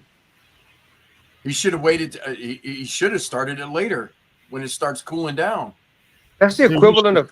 This is the equivalent of trying to play the Super Bowl in an open stadium in a blizzard, like 0 degrees, blizzard happening, and you're trying to hold on to the ball, like with an open top stadium on that day. Like that's just ridiculous. It's like having the Super Bowl at Lambeau Field in a blizzard. And negative degree in the snow. Yeah, I know he's trying not to compete with Saturday night's main event, but Jesus Christ, I mean, honestly, he's putting people in danger. Not the wrestlers themselves, not including the wrestlers, but the fans, man. of course. But you know, a lot of these fans go to the Arlington or the Texas Ranger games, and man, dude. Well, you got to realize how long is a baseball game? It's like what, 3 hours, 3 hours max, maybe 2.5 hours. 2.5, 3 hours. Yeah, this is a 5-6 hour pay per view. Holy fuck, dude!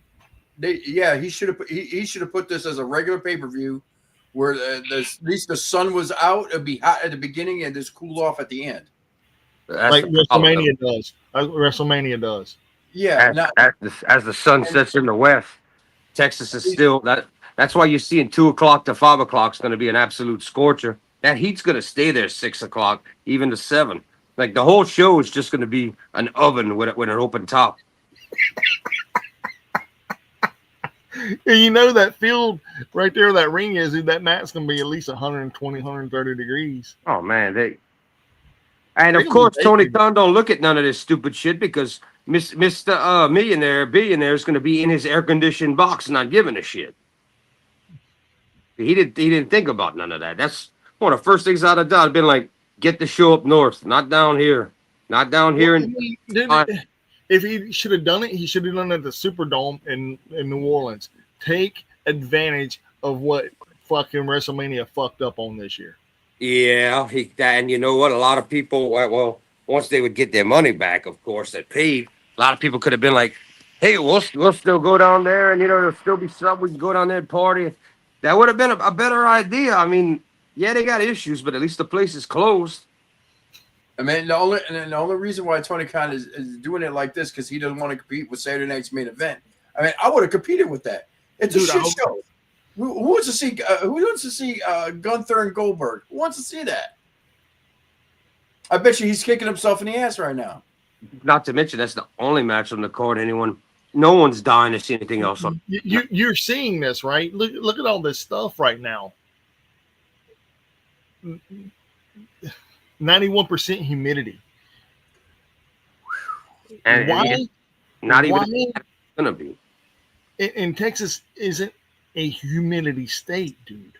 No. It's us along the Gulf. That's all dry heat out there, man. It's supposed to be, but look at this. 91% humidity. Humid. July and August are the worst months for the South for heat. The worst. July and August when you will. Tony Khan don't care. No, he don't. He's gonna be in his air conditioned box, scarfing his buffet ordered food, handmade for him with his Turner executives and the fucking whoever the highest person is willing to go to the shit show that has to do with the stadium and all of that garbage in his box and not giving a shit. All right, so this is what it looks like. Okay, I'm gonna show this. Okay, today, which is now Thursday, it's 94 degrees. Friday, 94 degrees. Saturday, 94 degrees. Dude, why not have it on Sunday? Oh, I get it, because it's going to be rainy. Dude, how awesome would it be to have a open stadium show with rain? Have we ever had one? WrestleMania, what was it? That one WrestleMania, well, they kind of stopped the show, but before it started. I wouldn't even stop the show if it was raining, bro. I've seen a show in the rain. I have too. It was fucking awesome. The ring, one of the main problems is the ring and the ropes get a little wet. It's a little dangerous for the guys to go too crazy. But short of that, mainly wet ropes if you're gonna do tricks. But yeah, you'll notice the ring boys will be pushing the water off the ring itself. Mm-hmm.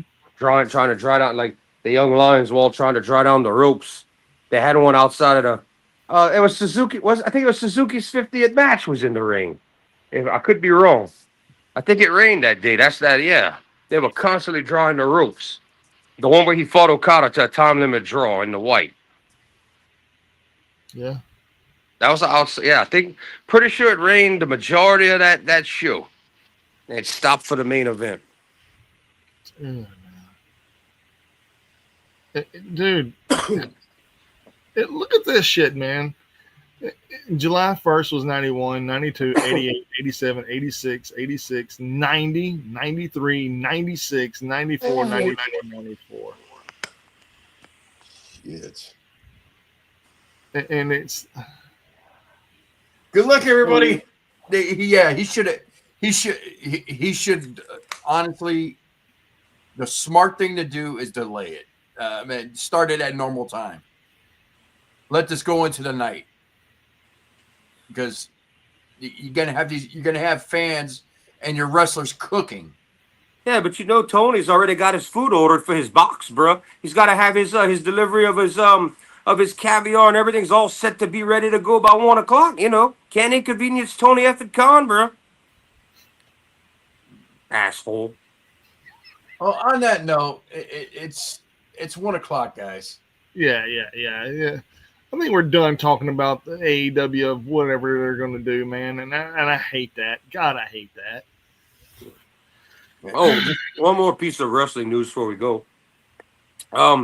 Goto has had to withdraw from the G1, the former champ that ZSJ just beat. He has had to pull out of the G1. In his final match with ZSJ, his injury was hard way. Doctors checked him out. He's going to have to sit out the G1. We're getting I think it might have happened and I missed it. It was supposed to be on the 6th, I think. There was a New Japan gauntlet to find out who was going to be the guy. If it was, I think they said Chase Owens, Kojima, which I thought Kojima was listed to take Fale's place. Ishii and Lord Pants, of course, which everyone's screaming Lord Pants, so we riot. So who won? I missed the show. And obviously, Phil's been too busy. He didn't see. I'm going to have to watch it after we get off of here. Well, I mean, you said, they did a thing to do a thing, so. Supposedly, the gauntlet happened on the 6th. I am behind. I was sick. I did not watch the shows. I think we're like the 10th today.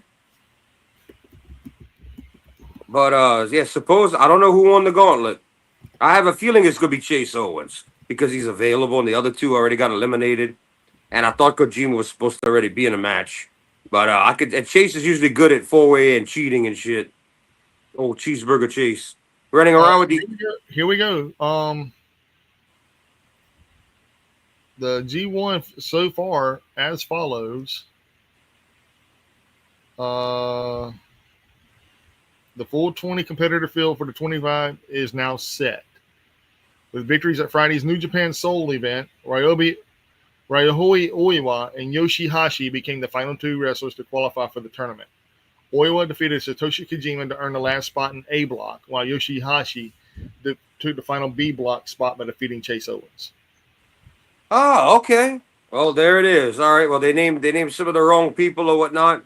And so Oiwa, a new up and comer, and then you've got Yoshihashi, who was also a wrestler for WWE back in the day. Fucking bum. Yoshi bum. New Japan G1 Climax 2025 participants: Hiroki Goto, Oleg Boltin, Yuya Uemura, Yota Tsuji. David Finlay, Evil, Sanada, Tanahashi, Callum Newman, Ryohei Oiwa. Mm-hmm. And B block is El Phantasmo, Shota Umino, Shingo Takagi, Zack Sabre Jr., Great Okan, Gabe Kidd, Ren Narita, Konosuke Takeshita, Drilla Maloney, and Yoshihashi. Yoshihashi's gonna have like a 1 win out of the whole thing. Damn, dude, you're a hater, bro. Oh, we hate Yoshihashi with a passion. Longest entrance in New Japan, most nothing wrestler in the ring. All right, so I'm gonna put this up on the ring on the screen real quick, and then we're gonna call it a night. I promise, gentlemen. All right, I said let's pick A and B block winners and then the final winner. Okay. I got my I'll go back over here to the. All right, let me pull it. I'm gonna have to pull it up on my TV. So let me turn the volume down on there because I'm never gonna be able to see this. I'm gonna pull us up on my television, and there we are. Okay, I can see shit. I can't see nothing here. I got you. Hold on, Josh. I got you.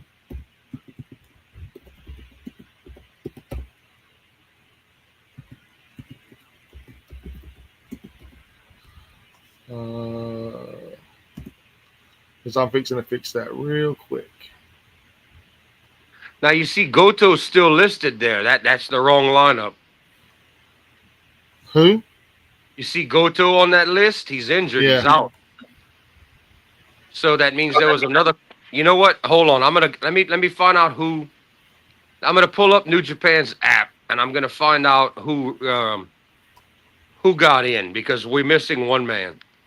So let me pull up the matches, and I'm gonna dig right here in the past and see. Where Hey, I'm glad you're here. Monica says, "Where's Phil?" He's working. He's working at the Golden Nugget, the little nugget. He's he's escorting people to their tables. And yeah, he's getting drinks. He's getting drinks for people. All right, that was the match to get Newman in and Drilla Maloney. Then that was the Death Pain and okay, Tana and Gabe Kidd. Then we had Despy and Fujita.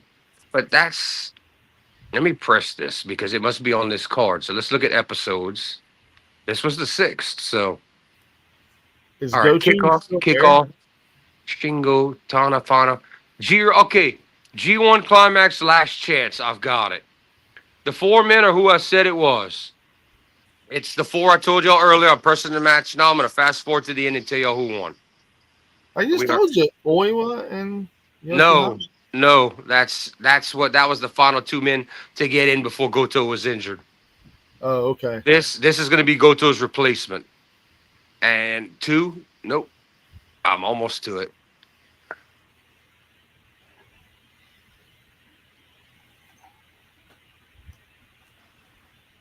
No way. I think the people got what they wanted. Lord Pants. I think so. Yeah, I think so. That's what it looks like. I mean, the crowd, that was just overwhelming. People, yes, Taichi. Taichi is in Goto's place. Okay. And he's crying. Evil's still in it. Fale's out, right? Yes, Fale is out. Okay. So Goku is out, and that replaced with Taichi. Okay. Ichi. Okay. So basically, everything is here. I got Block A and I got Block B. All right. Now I want Taichi to win the whole thing.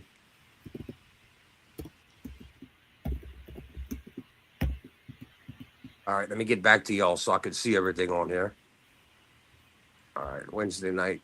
Why the drama? LOL. Okay. All right.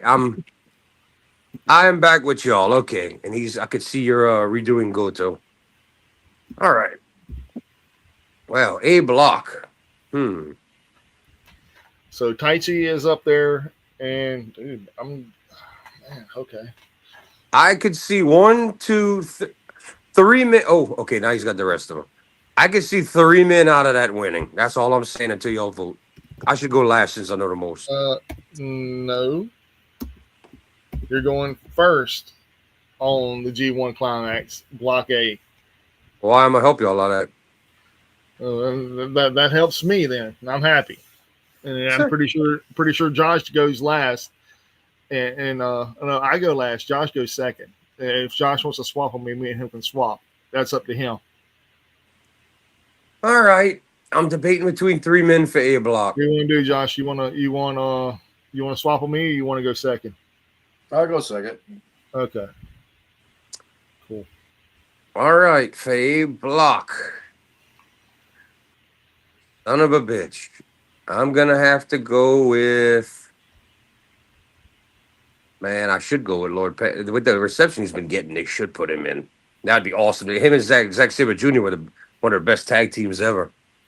Damn it. Fuck. I missed this. I blow the whole thing probably.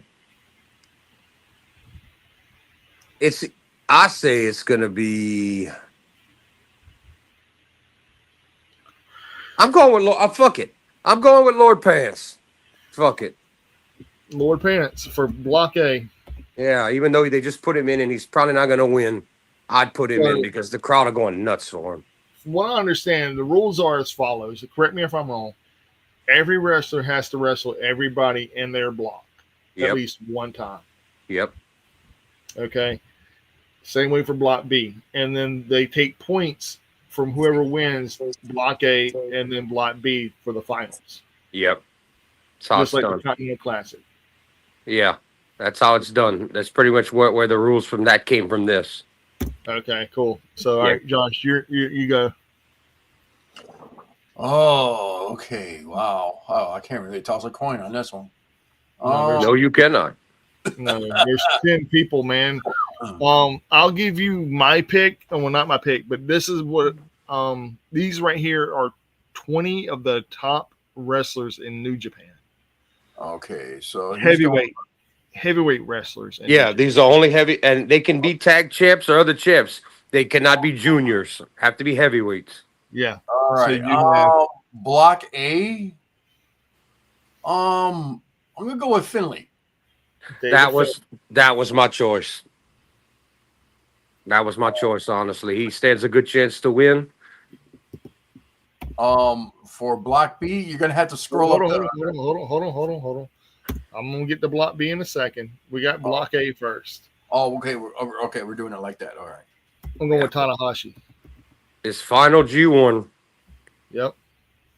I don't know. Let's hope he can make it through without being crippled or injured. That's just why Daniel Bryan won't do it today. He said his body can't do it. So one thing he always wanted to do, he never could do.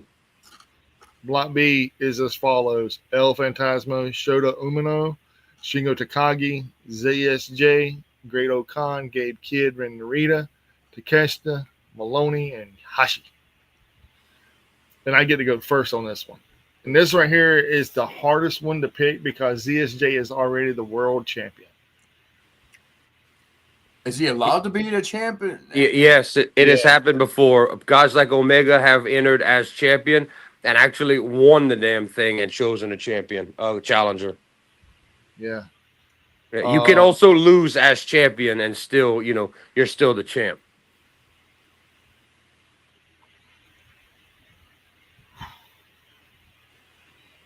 This right here is probably on. Man, it's hard. To me, this one's easy. It is by going with ZSJ. I mean, that's an obvious choice, but you're gonna hate me when I pick it. You better not pick Yoshihashi. I'm gonna laugh my ass off at you. I ain't picking him. God knows, I'm not picking him. But I'm going with someone that. I bet I know who you're gonna pick. I bet I know. All right, tell me who I'm picking before I pick. El Phantasmo? Nope. Okay. I'm going with Gabe Kidd. Not a bad pick. Not a bad pick. Is that your final answer? Yep. Jordan, who you going with? All right. Gabe Kidd happens to be the global champ right now. I know. Yeah, I don't see him winning that. Damn, logic would say he'd have to go with ZSJ because he's the champ, but that would put him losing twice if he had to be beat at the end of this and then be beat at the man. If it wasn't for ZSJ, I would go with either Shooter or I would go Shingo. But because ZSJ's in there, I think I'm gonna have to go with ZSJ. See, like I said, that's the obvious pick, man. And I was trying not to do that. Now he could lose the points. I mean, it could be shuffled around where he's not even in the final. But I mean, they kind of want to make your champ look strong. Now, see, I picked Taichi because he's my favorite. I think that what if they put Finley against him? That would be interesting as fuck. Now, the one I would love to see is Shingo win B block and go on to challenge or win. But Shingo just challenged Goto and lost, which I hated because I'd love to see him get one more run before he's too old. Then you can't do it no more. Yeah. Yeah, but because Shingo still moves perfect. Goto as well. They're 40s, but they can still move. They're not like Tanahashi who can't move. Well, Tanahashi does all those. What's taking Tanahashi out is all those top rope moves, and you know that as well as I do. It's not really that. It's how he lands on his fucking knees. That's the problem. He's destroyed the knees. On the back of his hamstrings, on the back of his calves and stuff, man. That's Naito's the same shit. Naito destroyed his knees. Yeah, they top rope moves, man, and then whenever their opponents move, it's where they land. It's also the way they land in the ring. They do like dancers. They always land on their fucking knees, and that you can't survive like that. That's why Suzuki's still running around damn near 60 years old. He's a mat grappler. He's not flying off. ZSJ is gonna have a long ass fucking career. Because he's a technical skiller. Yeah. Those guys are not going anywhere. No. Now, there's one thing that could happen. There's one thing that could happen where we could all be wrong. The young guys get in there. This could be a Shooter Unomo versus Tsuji final. Kid. It's not gonna be Kid because they just gave him the second biggest prize in wrestling and he beat your boy. Like, I'm expecting him to have trouble with. He's not in the same block as him. I'm expecting a war between him and Finley because Finley got taken out. Gabe Kidd just won the biggest prize Bullet Club has. I mean, Finley was brought out on a stretcher. Evil damn near murdered him. Damn near hung him in the ring. In that match. So I'm waiting for maybe Gabe Kidd takes over, puts out Finley. Maybe Finley goes all the way babyface and everybody gets behind him. I would not be surprised by that. It'd be cool. Yeah, Josh, and he Bullet Club. Yeah. Who you got? Oh, wow. There's only a couple people I even know on this list. I know y'all going with Zack Sabre. I went with Gabe Kidd. Gabe Kidd. Takeshita's in there. Yeah.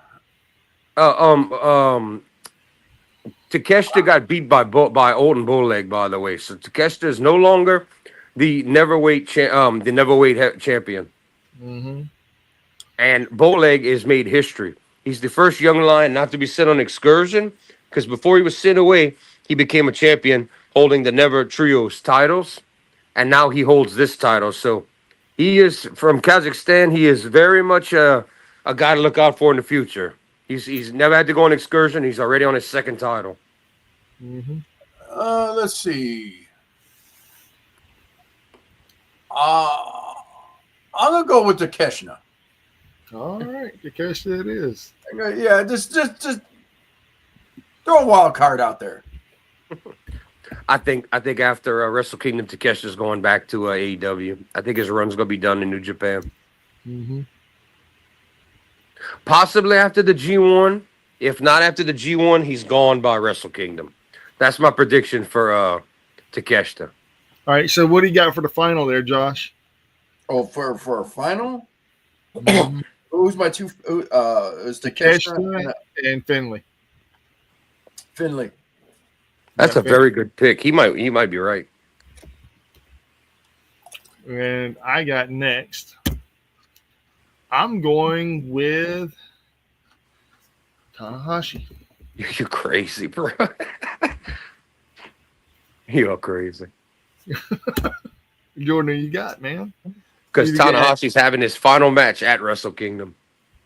It'd be crazy if he won the title to hand it back over and say, I'm done. What I honestly should do is say Finley wins the whole thing. That's what I should do. Well, you got ZSJ and Lord Pants. I know. ZSJ is not winning the final match, even if he gets there. It's not happening. I don't think it is. I don't think it is. It could. It's very rare.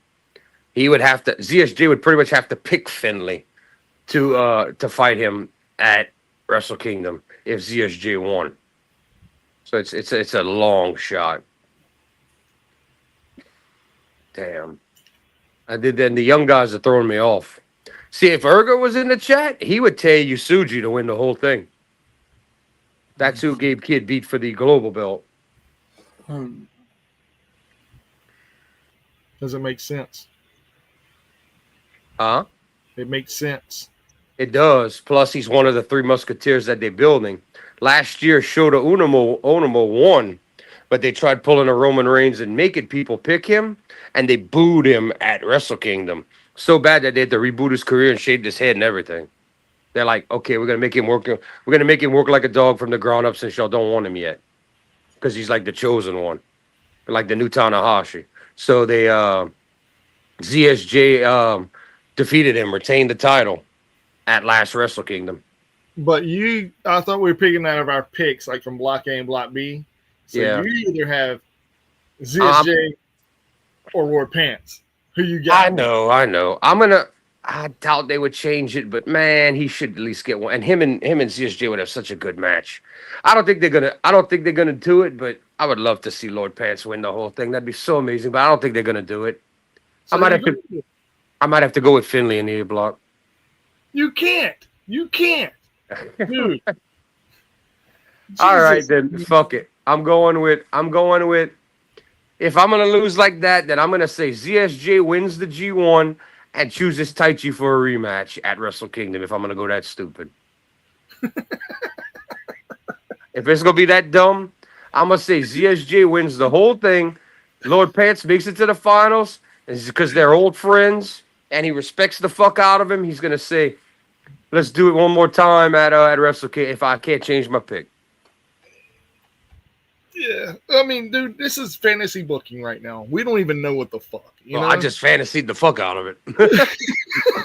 we don't feel to give us his fantasy picks too. He don't even get a chance. His picks got to come tonight or tomorrow. Okay, you know what? I'm sticking with my pick for one reason.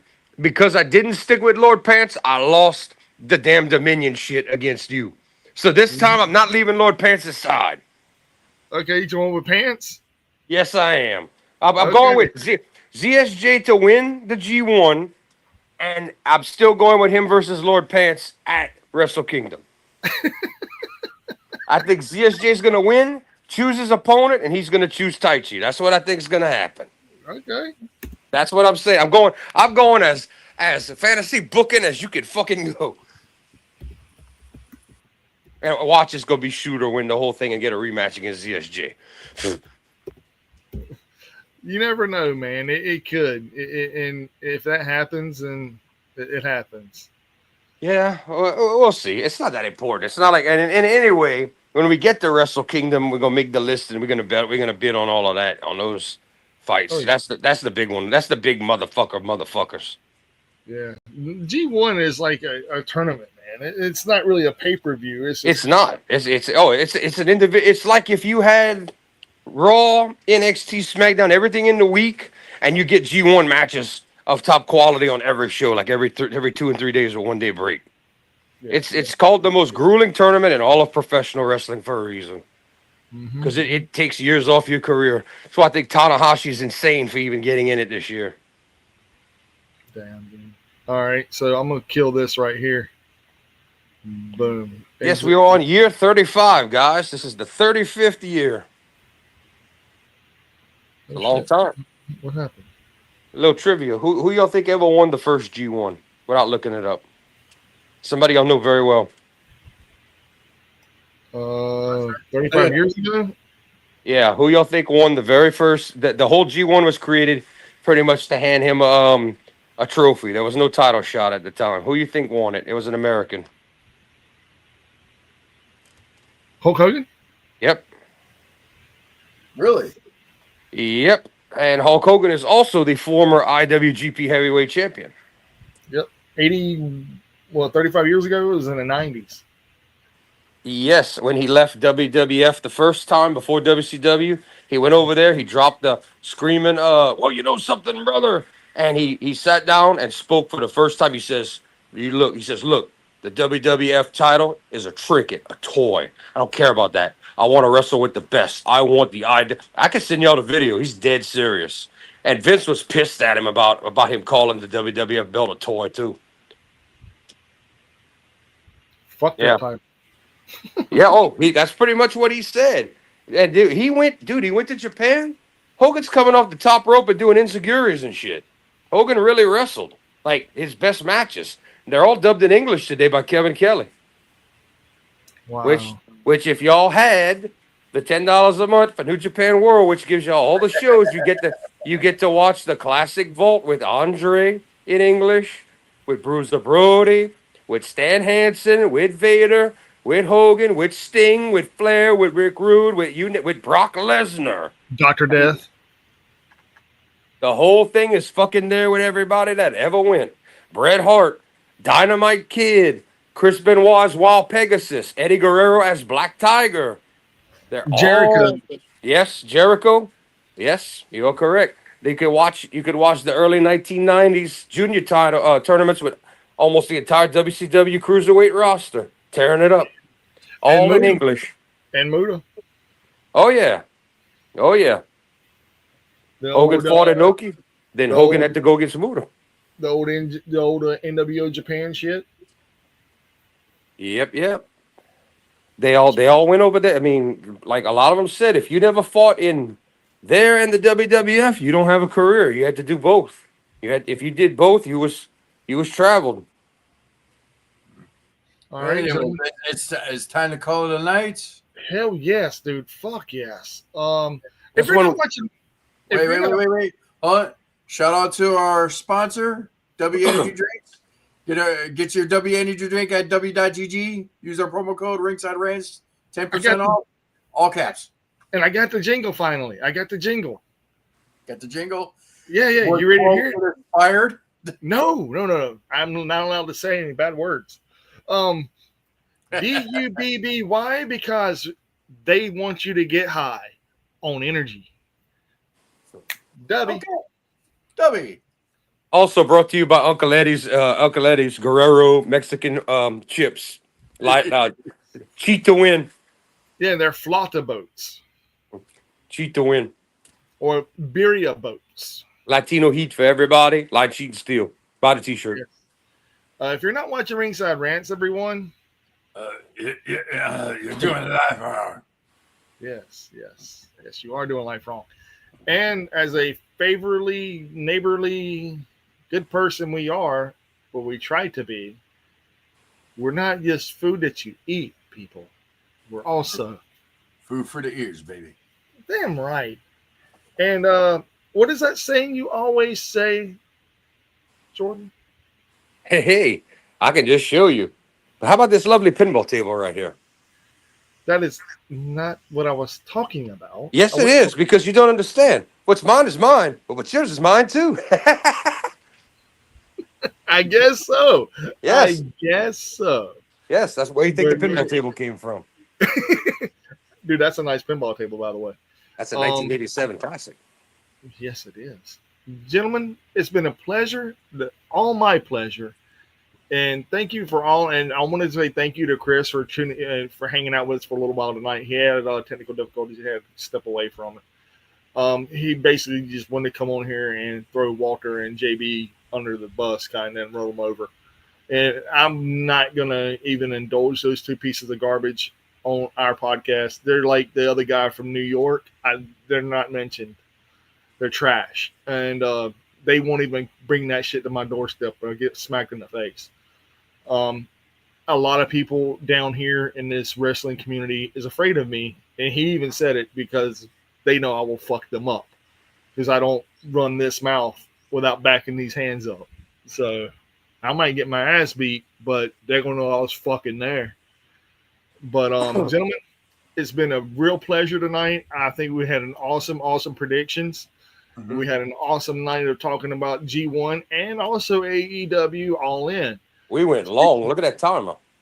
dude. And it's been a blast, man. And guess what? Who wasn't here to fucking go time warp on us? Yes. Bill. We got stuff. We got stuff done. Yes, and we got a lot of shit done, and we got to talk about a lot of shit, and we didn't have to like stop Phil. But we miss you, Phil. We'll see you Yeah, we miss you, live next Tuesday at 9:30 p.m. So tune in, tune out, veg in, veg out, whatever you want to do.